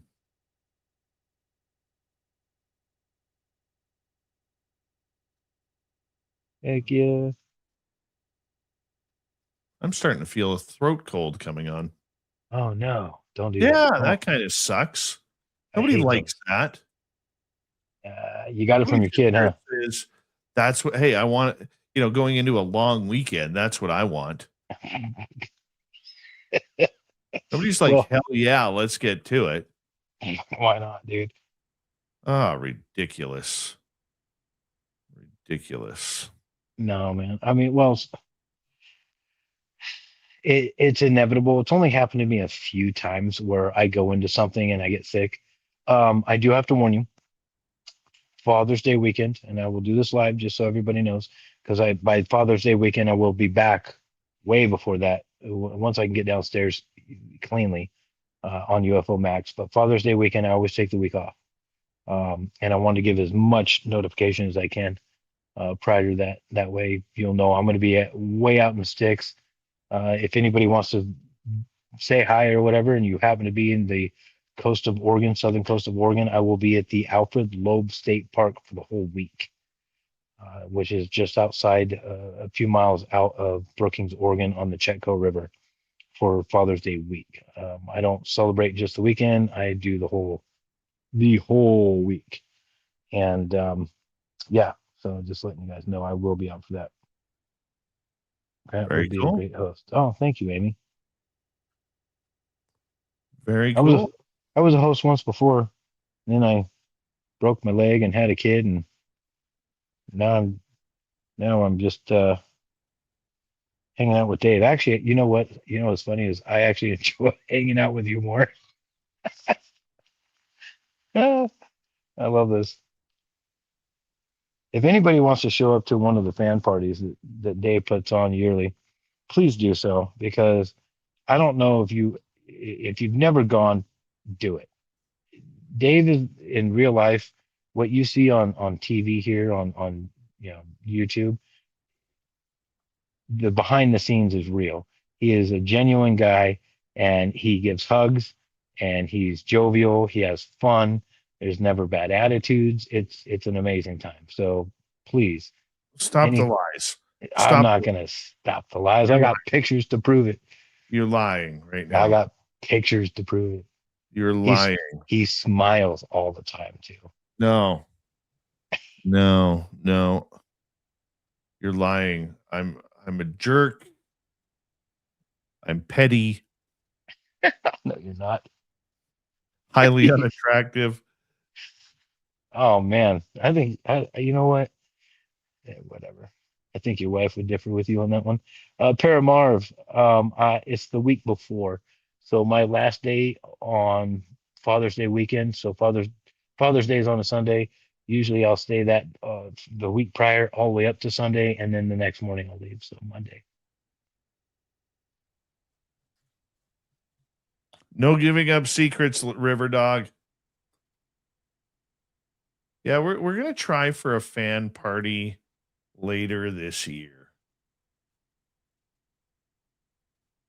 That's what we're gonna try and do. I'm hoping we should be able to do it. Yep. I got a lot of good irons in the fire right now, so maybe September, October, one of the two.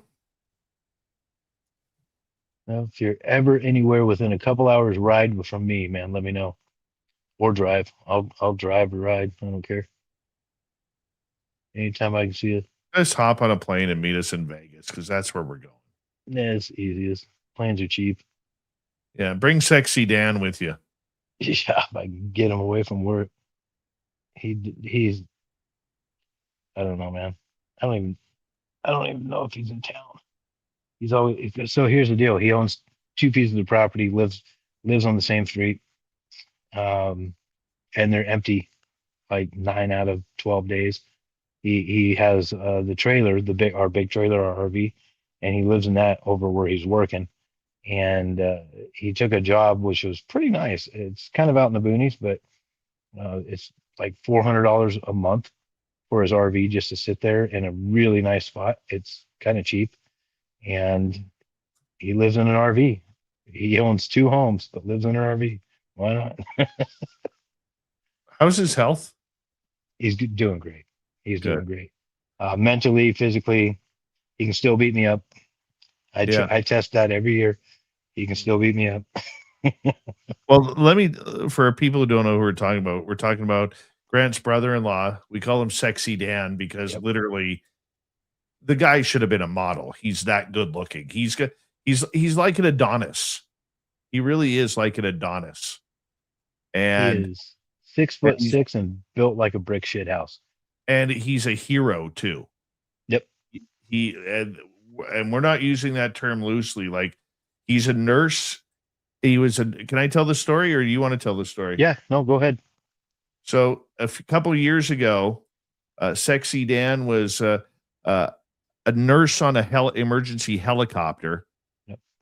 And the helicopter crashed with a patient on board, the pilot and the co-pilot, and Sexy Dan. And Sexy Dan, through all of his injuries that he had, he pulled everybody out of that helicopter alive. And he was pretty effed up. But he went into just this act of major bravery. And what a dude. Just what a dude. Yeah, it was such an act of bravery that there's a medal that you get for this. And it's called the Stars of Life medal. And he's the only person in Oregon to receive this. And he had to go to D.C. to get it. They took him and his girlfriend at the time, plus my wife. And they all 3 went there. Unfortunately, I was working, and plus we have kids. But yeah, they honored him with the life award. Yeah, he had to rip off the nose of the helicopter. Of course, if you meet Dan, you'll see how he actually did that. He's stronger than an ox. Shut down the battery bank in the field to the helicopter and pulled out the other 3 souls that were on board, all of which will never work again, just to put it in perspective of how bad the crash was, and saved all of their lives. So, yeah, he's definitely a hero. He's a true hero. Yep. And he is a 6'6" built man, works out every day, and has just the most calm demeanor you'll ever see. And he's nice. He's good people. Yeah, he is. I love very intelligent. Very intelligent guy. I love him too. Yep. And that's the man that gives me the Rubik's cubes and weird little things like this. So he knew I was going to be on the couch, so he gives me this little pink box. He apologized that it was pink for some reason. And this is a ring that you can wear to scroll through TikTok. So what? It's a ring that's Bluetooth. So you put it on and you can click up and down and turn pages left and right and all that, and turn your phone up and down.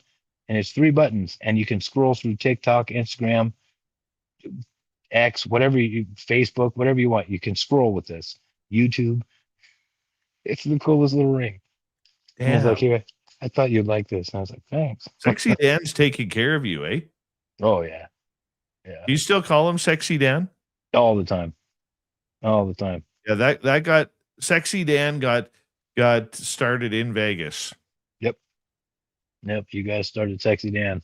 Every time I see him. I don't know who named him, but I'm usually the guy who nicknames people, but I didn't get a chance to nickname him. I think it was either Dan or Phil. Or I mean, not Dan. I think it was Dirty Filth. I think it was Nicole. It was Nicole. Was it Nicole? Yeah, I think it was Nicole. Wow.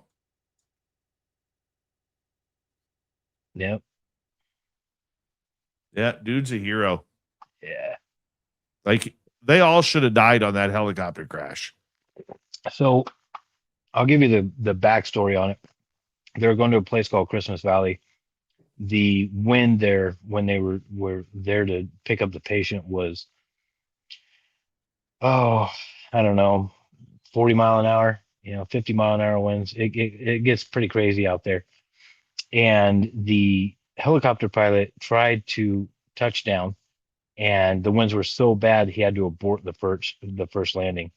Went up about 200 feet, and the wind, because the aircraft got sideways a little bit, the wind took them 200 yards at a little over 200 feet, and slammed them down sideways into the ground. So if you actually look up on your computer right now, Christmas Valley, Oregon helicopter crash, you will find a picture of the helicopter crash, and you can post it up here. It's no big deal. Give me But you'll see how bad this thing was damaged, and the fact that they all made it out was pretty amazing, to be honest with you. Basically looks like a desert, and it's actually at an the airport. blue helicopter, right? Blue and white, yeah. I got pieces of the aircraft here. It's laying on its side. That's it right there. Yep, that's it right there. And so fast forward a couple months after the crash, I got pictures of where Dan, because everybody, I was in Redding, California when it happened, and in my big truck. And I don't know if anybody, thank goodness there was no highway patrolman on my way back up, because we heard about it very quickly. And so I set everything aside, grabbed the kids, grabbed my wife, got in the truck and drove from Redding, California, back up to Klamath Falls, dropped the kids off. Me and my wife alone went up to Bend, Oregon, which is where they life flighted everybody. And I got there in record time. And everybody's still alive, thank God. But yeah, it was a harrowing experience for him. So, but yep, he's doing good now. Mentally doing good. He's I love him. Sexy Dan is the man. Damn sexy Dan. So what I'll do, Dave, is because Dan, me and Dan, every year we made a pact for life. We do Father's Day every year. That's the reason why it's a week long. It's a time for us to set aside our work and hang out. And so what I'll do is I'll take pictures during Father's Day and send them to you. I like it. I like it, my man. I like it. On that note, we're going to call it the night, as tomorrow night on the show, we wrap up the week with the man, the myth, and the sidebird legend, R. Keith Andrews. Thank you tonight to Little Cam, Pam, Gary, and Jeremy ×2 for the super chats tonight. Do us a favor. If you haven't already, give us a thumbs up. Follow us on our other social media. I can't even speak anymore. Follow us on our other social media platforms and let us know what you thought of tonight's show. Have a great Easter, everybody. Love you guys. We'll see you tomorrow night. Take care.